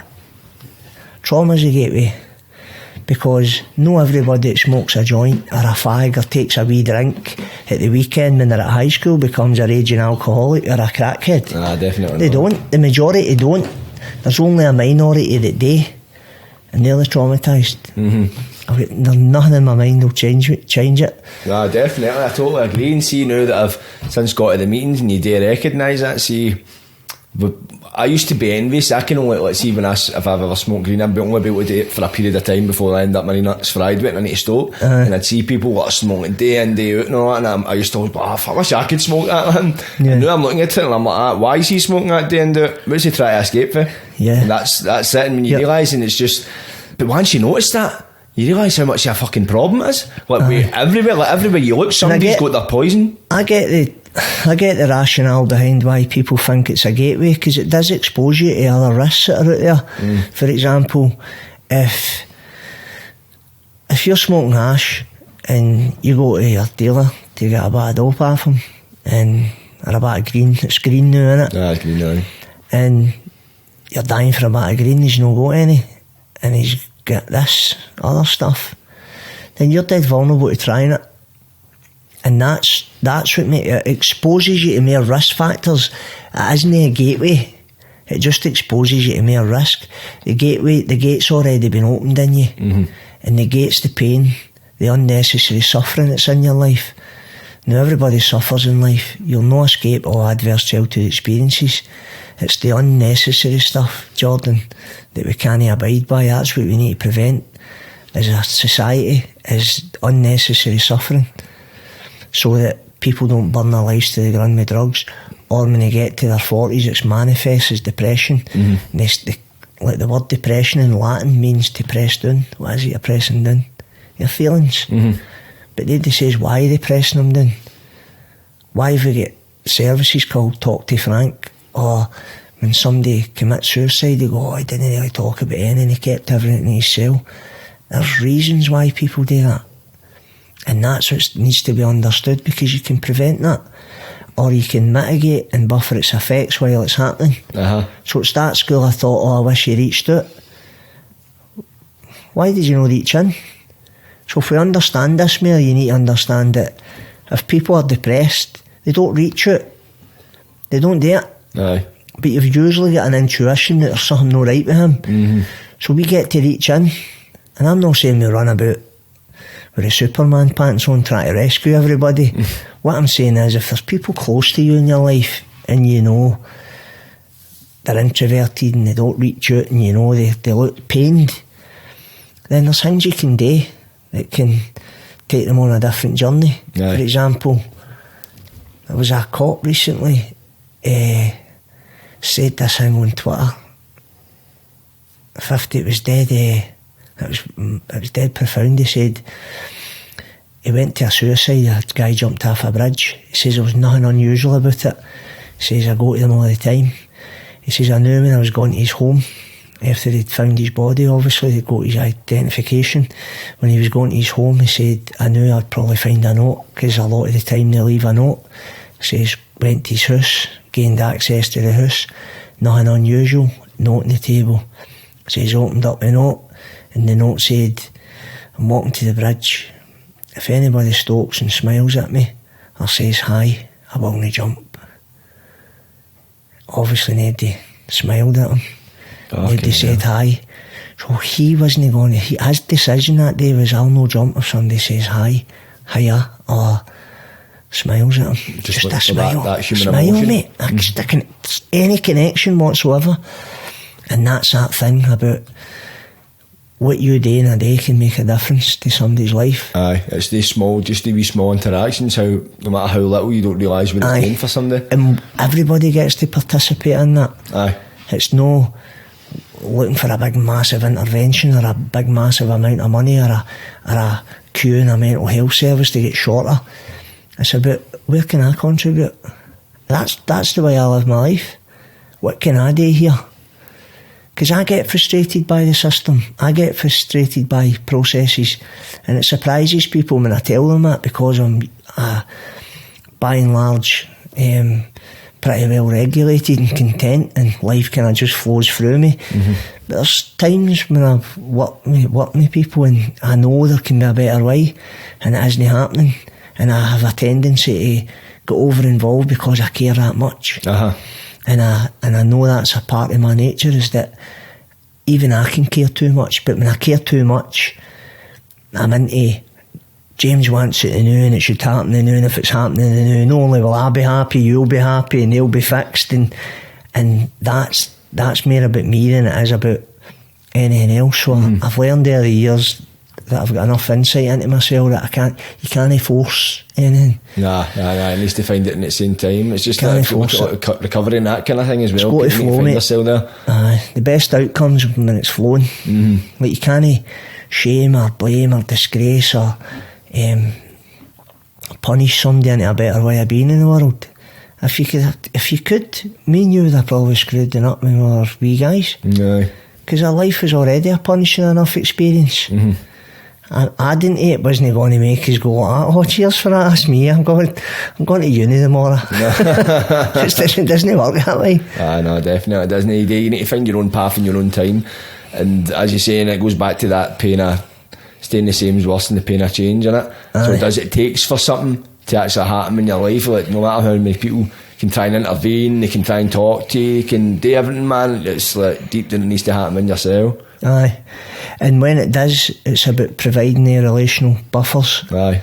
And by buffers I mean like the train tracks that keep you on the track. You need the things to buffer you. Aye. Or you can go off track dead quick. Aye, very easily if it's all you know. And it's that thing about, there's a Scottish tendency to go, you made your own bed, lie in it. Aye. You got your cell in, get your cell out it. It's like, fuck you know what I mean? Aye, it's you're like, on your own. Aye, I mean dying solitary, you know what I mean? Aye. And we're a social animal, we're no built to be socially, that human beings don't do well when you cut them off for their social connections. Well, you were telling me about that, the experiment, the rat park experiment. Aye. We were talking about that. Aye. You mind telling us about that, the viewer that might know? So anybody that doesn't know, there's a YouTube video called the Rat Park Experiment, and it was done by a guy who wrote a book called The Globalisation of Addiction. What was his name again? His name eludes me. Anyway, he wrote a book called The Globalisation of Addiction. He done a study because he saw this original study that was flawed. They put a rat in a cage and gave it drugs, and it was basically to demonstrate that drugs were evil. That's what the war on drugs philosophy was founded on. This experiment where they put the drugs in the cage and the rats took the drugs until they died, because it was the only thing that was available to the rat. Bruce Alexander, his name is. So this guy Bruce Alexander came along and said that study's flawed because it doesn't mimic the rat's natural environment. So he built this rat park and gave it everything that it needed, like birds and all that, swing parks and tunnels, and then they put the drugs in, and the rats tried it and very rarely went back to it. They never ever became addicted. And he realised that if you take a rat out of its natural environment and isolate it, and you're basically traumatising it. The rat was traumatised. That's why it drugged itself to death, because it had a traumatised brain. And he found that if you changed the rat's environment, then it didn't drug itself to death. And if you apply that to human beings, then it makes sense as well, because our biology is similar to a rat, because they're a mammal like us that need other social connection. and when we're cut off for that. And it's the same even if you look at the 12-step fellowships. That's a new environment. That's the opposite of the environment you're navigating when you're in addiction. So when you get in there, they say, try and stay away from people, places and things associated with your addiction for the next wee while until you get enough strength about you, until you solve your drug problem. And the reason that is because going back into the old environment, it's just full of the association. And if you've got an obsession to use drugs, then you're always going to be dead vulnerable to just buying into the idea again. It's that, and a lot of people talk about it because, like, you don't walk into, once you get into recovery, you don't walk into addiction and hang about with your pals who you were using smack with or whatever substance you were into, and all of a sudden they say, I'm going with James, what he's doing sounds great. They don't follow you in, they don't follow you out, they suck you in. Aye. They do it unconsciously. That's how powerful negativity is. It just sucks you down the way to that level of consciousness where you think it's a good idea to use again. And that's why the fellowships are massively healing environments, but they're counterintuitive to us as well, because if you're used to a certain language, used to human beings treating each other in a certain way, and then you end up in a place where people are talking about love and compassion and giving each other cuddles, and somebody mentioned God there, what feelings, what you were blocked off of, what I was hearing all this stuff, and it was like, it didn't make sense. But the thing that kept me there, Jordan, was the light that was on behind people's eyes. I knew there was something working in their life, and I was like, I'm going to hang about here long enough until I get that. And obviously my access to that is a 12-step programme, and that's what I've been doing ever since. It's probably one of the greatest blessings in my life, has been able to take other people through the steps and watch people who are totally downtrodden, who think they're the worst thing that ever existed, full of shame and disgrace. Just watch the lights go back on. Next minute they're a productive member of their community again. They're getting jobs, they're getting into relationships, they're learning an instrument, they're going to uni, they're going to college, and you're just like, wow, where else do you get that? Where else do you get to see people who were totally written off get up and walk again into a life that goes somewhere? Making a go of life. Aye. Oh, it's beautiful, mate. Nah, I can imagine it's a really rewarding thing. Which is, I mean, when you think of the world we come from, like, I'd never ever spoke like this. I didn't even talk about my feelings or nothing. Like, you would never have heard me talking about compassion and kindness, and even though that was an intrinsic part of my nature, there was always a goodness in me, always. But I just had this side of me, it was just so wounded and reactive to life. I realise now that like all violence for me is rooted in trauma.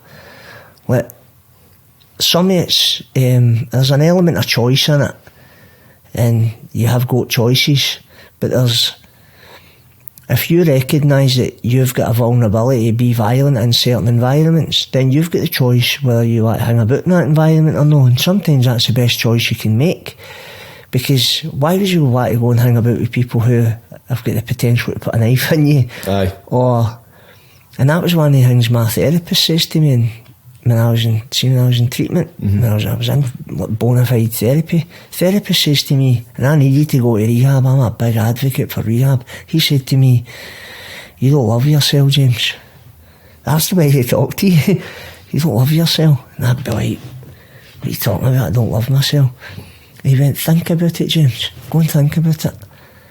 And see, when I went and thought about it, 50, I was like, they're right, because see, if I did love myself, I wouldn't put myself in a position where I could get stabbed. I wouldn't put myself in a position where I was taking chemicals I didn't even know where they came from. Snorting drugs off a toilet pan where I didn't even know where it came from or what was in it or what the side effects were. I mean, people who have got healthy self-love don't hang about environments where they're at risk of that type of stuff. So that was to do with a lack of love for myself. But there was reasons why I had ended up like that anyway. And it's that thing about, you don't ask to be born in Govan. You don't ask to be born in Easterhouse, also, you don't ask to be born in these deprived environments where there's a lot of gang activity and organised crime and drugs and unpredictability. You don't ask for it. And that's why I'm always saying it should never be about blame. If we understand it, then we can create the conditions to get people out it. And you need to do that bit yourself. There's a bit you need to do yourself. Aye, it does. It takes that work, that step of action, as you're saying. It's all about being honest with yourself as well. Think about it this way, Jordan. You're the hero of your own story. You decided one night, I've had enough of this. That was you that made that decision. Nobody made that decision for you. You got up in a day and do what you need to do to cause health in your life. You're doing that. I mean, I don't phone you in the morning, or your self-help guru doesn't phone you in the morning and gets you to tick off your self-care list. Have you done that bit there? Have you done this? You do that. You set the alarm to participate in that process. Aye. That's why you're the hero of your own story. And as soon as you realise you're the hero of your own story, that's what the soul knows it's worth. Aye, for sure. You see that you've actually said that. I never actually thought about it that way, because that's, let's see, when I look at, I just do everything as part of routine. Let's see, when you phoned earlier, I was actually on a cold bath. I did, because I was at the gym earlier, I do a cold bath every day. I do that. I go to the gym for my mental health, not my physical. Yeah. And it is, and as you talk about that, it's like, I make sure I go, I don't miss it. Like, every day I just make sure I fit it in. Like with the podcast, I'm trying to keep it consistent weekly. I'm just making these steps to make it a thing. It's like a part of, right, just get it done. Don't ask too many questions about it. And you're right, it's about going like that. It's about going like that, and it's looking at back how far you've came on, because you probably did it as well. It's like actually going like that, taking a breath and going, wait a minute, it's easy to get bogged down, go, fuck, this didn't go right, that fucking phone ran out of battery, this and that, and it's just, wait a minute, look where you were a year ago, 2 years ago, man. And that is, as you're saying, it's gone, how did you get there? You're in action. Totally, mate. You are the biggest participant in your own healing journey. And that's that thing, even in the 12-step community, you hear a lot about God, and I've got a faith. I believe in God. I believe that there's a power in this universe that's running shit outside my awareness, whether I like it or no. I mean, what else aligns the planets the way it does, and why else does gravity exist? There's just so many stuff happened in my life it's unexplainable that I couldn't have brought about myself. But what I do know is that I was participating in the process, but it's also recognising that God doesn't part the clouds and speak to you in a Charlton Heston voice and say, that's you, I've got your back now, you're sorted. Doesn't work like that. It's recognising that I've got to take a course of action. I've got to co-create with this creator or this spirit of the universe or whatever it is people call it. I don't really mind anyway what people call it. There's no concern of mine. You can pick your own concept and run with it, know what I mean?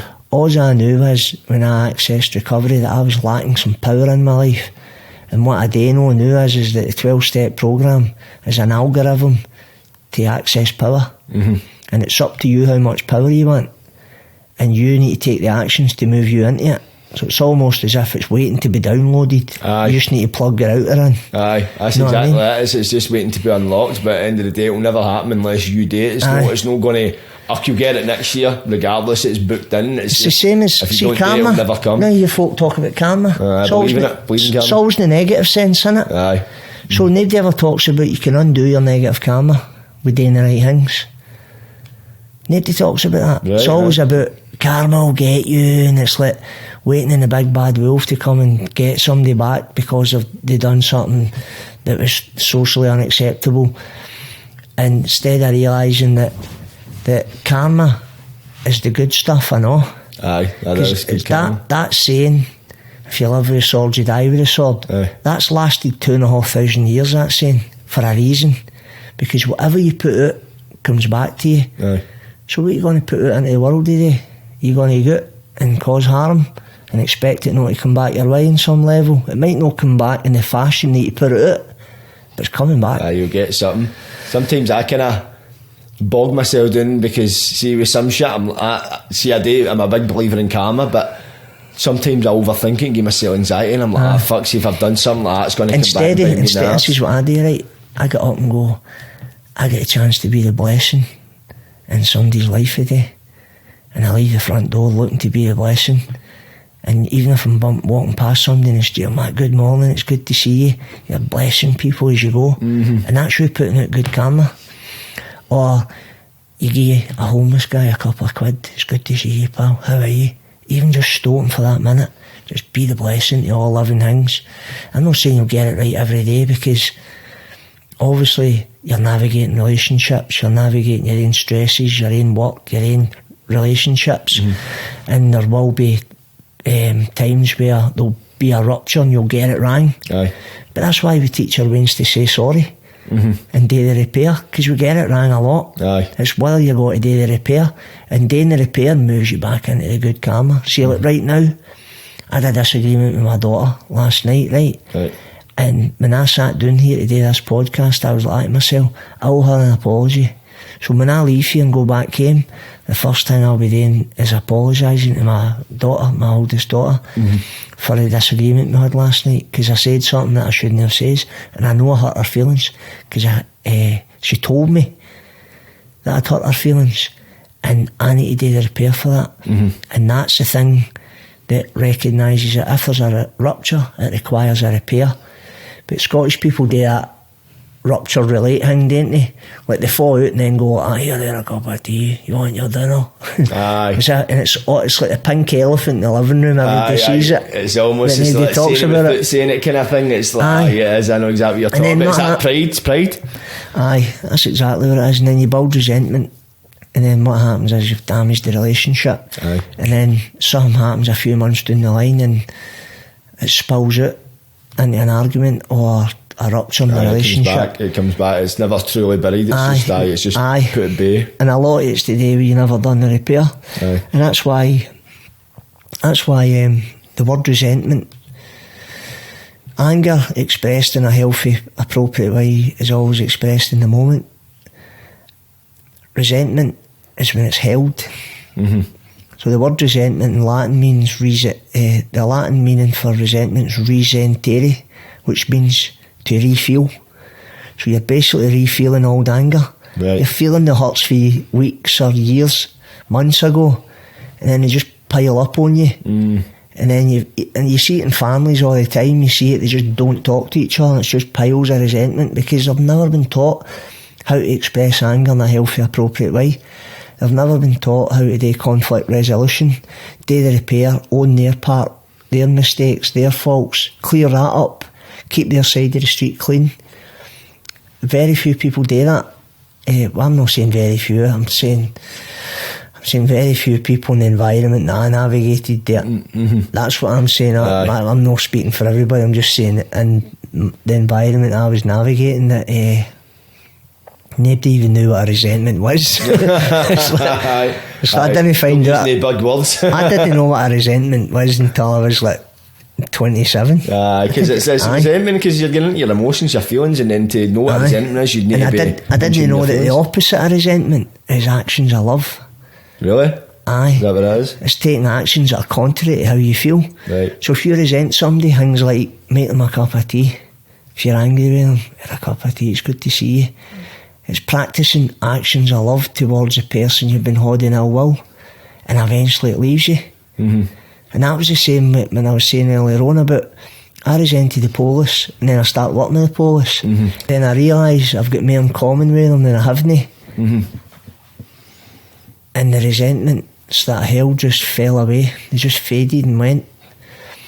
And I don't hold resentment long at all with anything. Because it ends up becoming self-destructive as well the longer you hold it. So it's not just it's affecting the relationship and your mental health as a whole. 100%. Resentment's poison. That Gabor Mate I was telling you about, he's got a saying. He says if you've got a choice between resentment and guilt, choose guilt every time.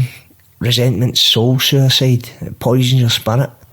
It's bang on. No, it definitely is. Because the guilt is obviously associated with admitting you were wrong. Aye, because guilt you've done something wrong and you can usually do something about that. Resentments, they're wrong and that's it. And I'm just staying in that's this. Where the ego comes to play. You just staying at the anger. And anger isn't good for you if you're containing it all the time. No, definitely. Biologically. It makes you ill. Definitely. And you can see it. You see people like there's people, I'm not going to say who, you know what I mean, but there's people I know in my life that I know that they've kept shit to themselves for too long, and you can see it in their face. You can see it ages you, man, and it's mentally, and it's just, and that stress response and that, and man, the way they act, and it's just like simple things. Like, the fuck's his problem? But you're like, it's because probably something that happened fucking 2 years ago that they've no spoke to any kind about, they've just kept to themselves, and it's just fucking exacerbated into this big fucking thing. Totally. It could have easily been spoken about, and that's why it's talking is the true key to like solving issues. You end up just transmitting your pain, don't you? Aye.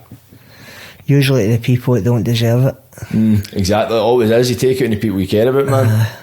That's what I mean, the people you love the most, usually.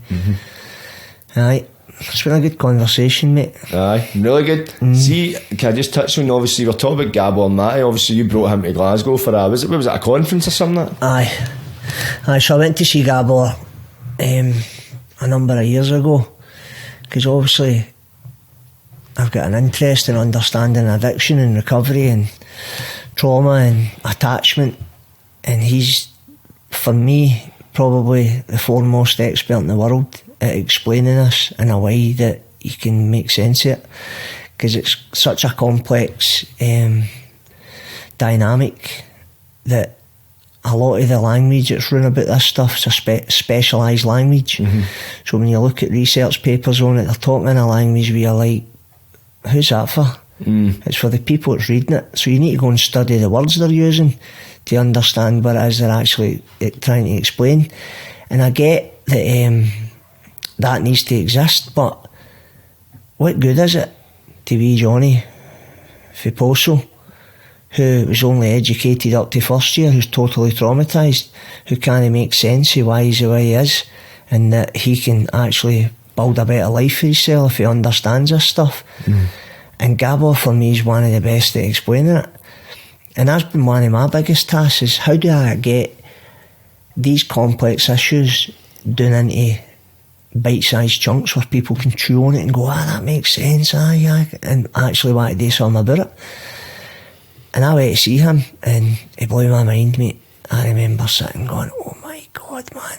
I went to London to see him as part of CPD for work. Right.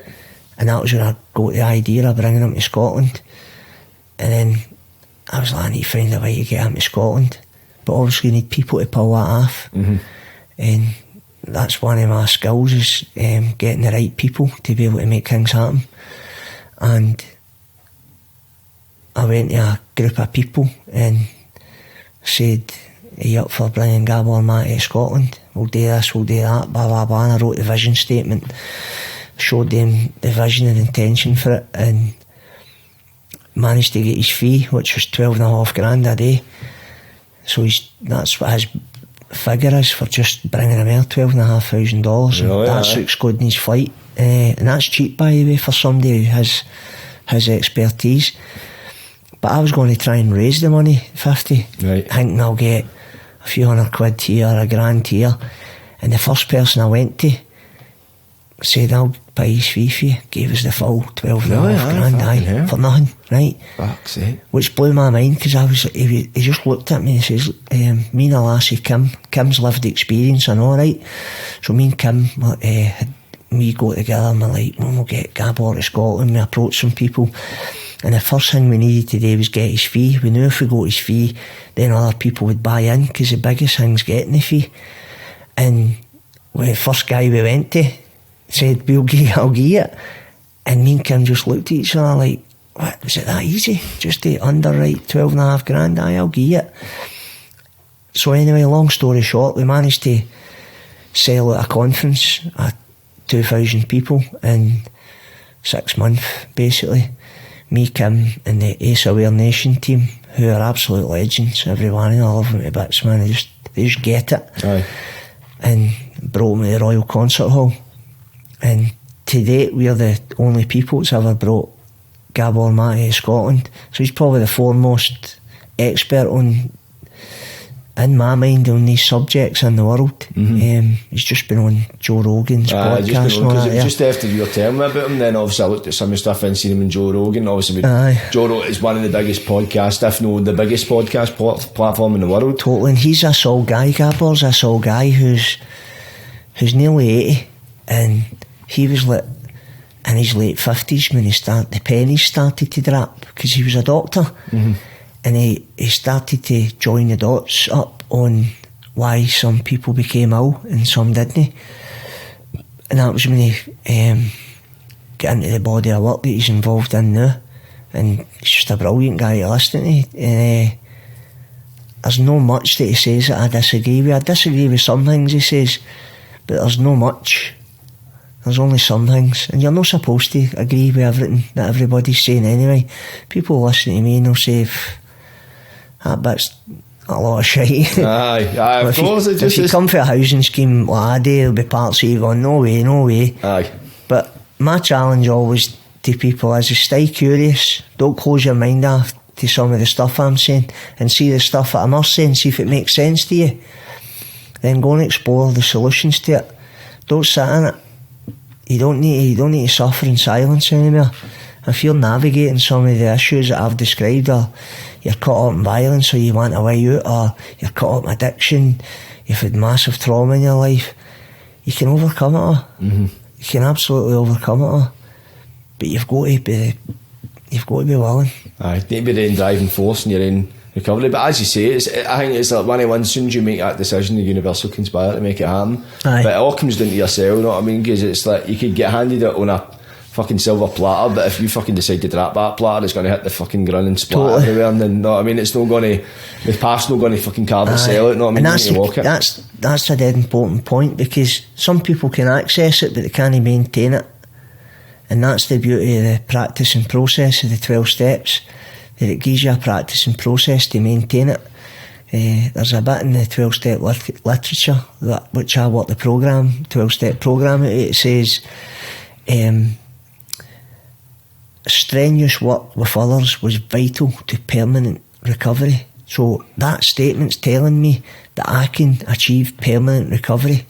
No just for the day, permanent if I do certain things.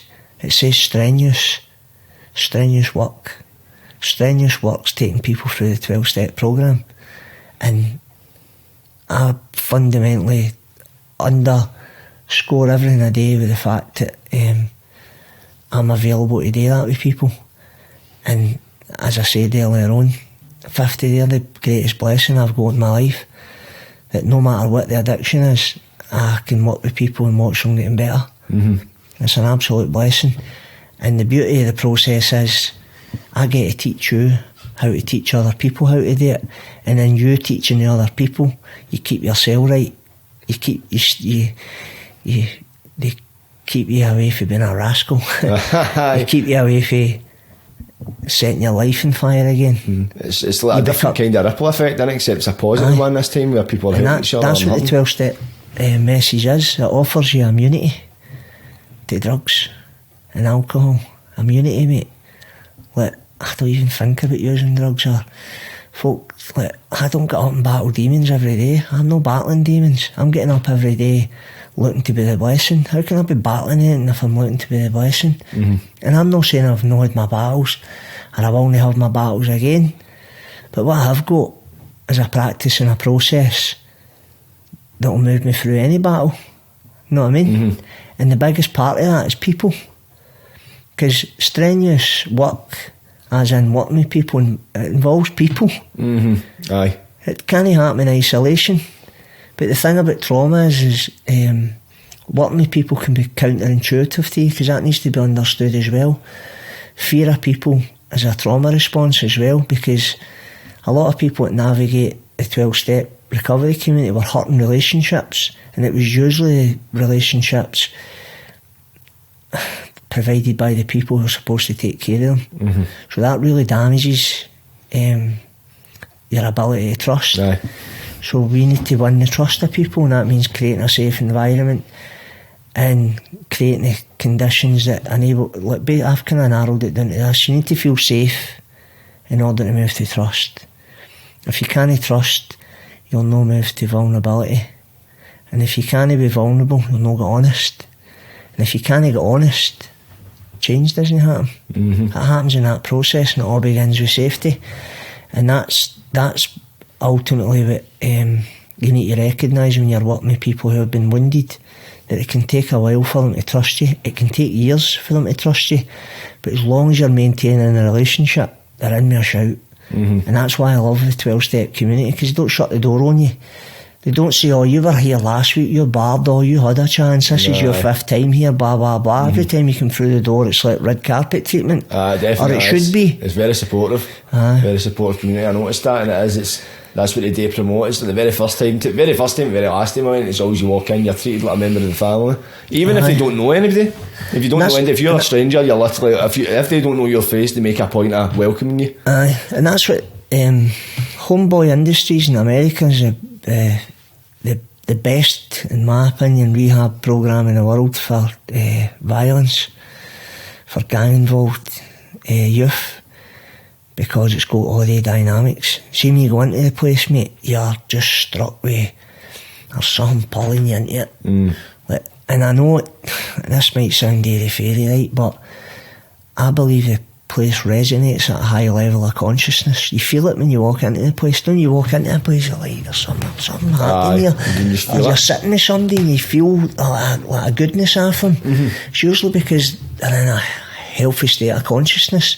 Or you sit with somebody and you're like, oh, he's dodgy. Know that way when you sit with somebody? And that's usually because they're resonating at a low level of consciousness. And that's that thing about being in touch with your instincts. Again, your instincts are designed to keep you alive. And when you're in an environment like Homeboy Industries, you can YouTube Homeboy Industries as well, or the 12-step communities. These places are resonating at a higher level of consciousness than what you might be navigating at that moment. And that's why you feel better when you come away from the place. It's why when you go to a gym, you might be gone feeling downtrodden. Your feet are taking the actions, but your head wants to be in the house on the couch with a packet of crisps.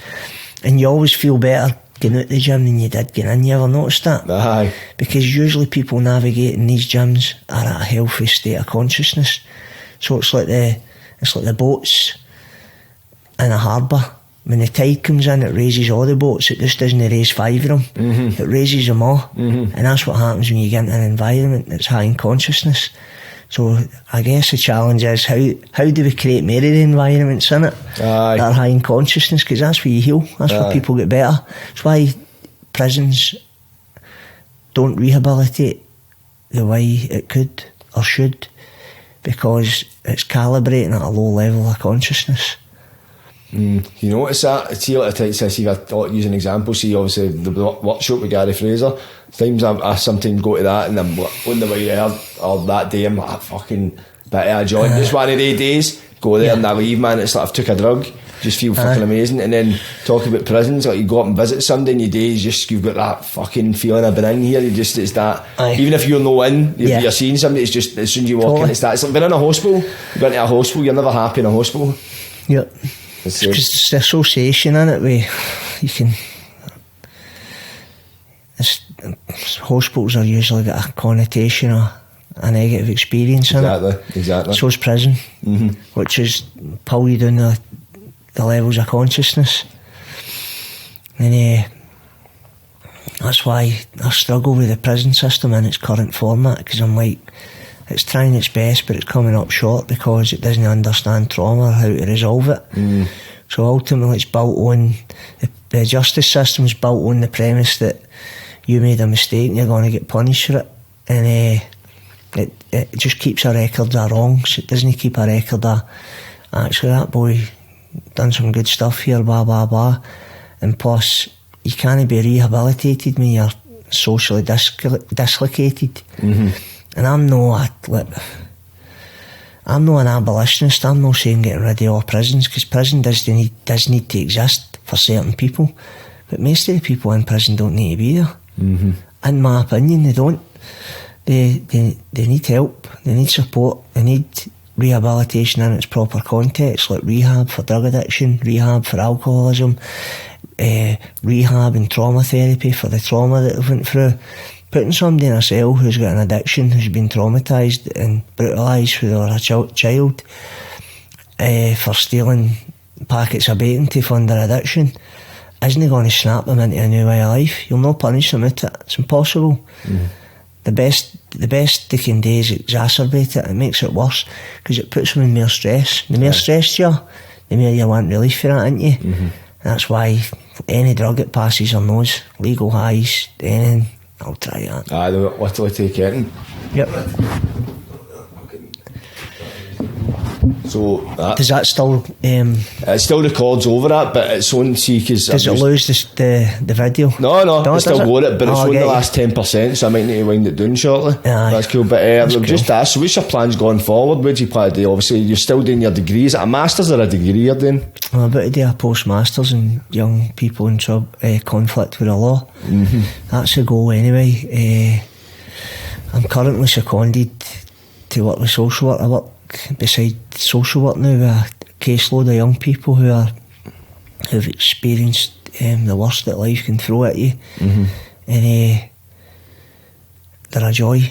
They've been through there. They're really struggling, young people, and the support they need takes a long time, and it's totally been refreshing to work beside social work as well, because I get to see social work in a whole new light, whereas I knew social work at the other side of the table when they're writing social work reports for my cell, and now I get to work with a team who totally love these young people, like I try to create the conditions and provide the relationships that cause them to get better all the time, and I know that they're limited with a lot of the legislation and the framework of the system that they need to operate under, but they go above and beyond, mate, honest to God. See, social work got a hard time. They make one mistake, it's all the papers, know what I mean? And some of the stuff that I've seen social work do is inspiring, utterly inspiring. So it's totally changed my lens on a lot of things. Humbling, I know, as well, to work beside these people who haven't came from the background that I've came from, but they totally get it because they're highly trained, massively highly trained, and but the intrinsic part that makes them the best at what they do is the compassion and empathy. They're doing it because they care. They're not doing it because they've got a mortgage or because they're super and duper intelligent. The greatest thing they've got is their heart, so it's heart-based work, and it's brilliant to see it. And they're limited in what they can do as much as I'm in my work, but that's why it takes a community, so it's trying to keep that moving. Keep it moving for the benefit of the young person. Just one step at a time, innit? Aye. Good stuff, man. It's really been inspirational talking to you, and I knew you getting you on the podcast, you'd be the perfect guest to go on, just the message you just talking to you, because most people know you, the way you're talking now is just the way you speak, and it is, and you articulate things well, and you help break it down to people that don't understand, because the words you use and that kind of stuff, but the way you use them, it makes them easier for me to understand, you know what I'm talking about? Aye. So it does help for a lot of people, and see a lot of people watch my podcast, they suffer for addictions and that kind of thing as well, so I think you're the ideal person to get that message out, man. But it's been an absolute pleasure having you on, man. Good to you, mate. Thank you for coming. And thanks for what you do, I know, 50, because it takes courage to do this, because you're opening yourself up to criticism and judgment, and people try to get wide with you online and all that, and there's nothing you can really do about it. That's it, mate. But what underpins it all, but is the fact that I care about the people out in my community, so I believe that I should get the right information to them, and if I can get the right information to them, it broadens their awareness, and the more aware you are, then the better decisions you can make in your life. People deserve to know this information. It shouldn't be withheld from them. So the more aware you are, all change springs for that. You can't change something unless you're aware of what it is you need to change. Exactly. And that's why I do this stuff, and why I come and speak to guys like yourself, and I'll speak to anybody. It's just the way I'm at. Aye, you're very sociable, man. But I thank you for coming on and sharing with us, man. It's been an absolute pleasure. You're welcome, mate. But I'll need to finish that there. It's been a pleasure, troops. James Docherty. Like, subscribe, and don't get wide.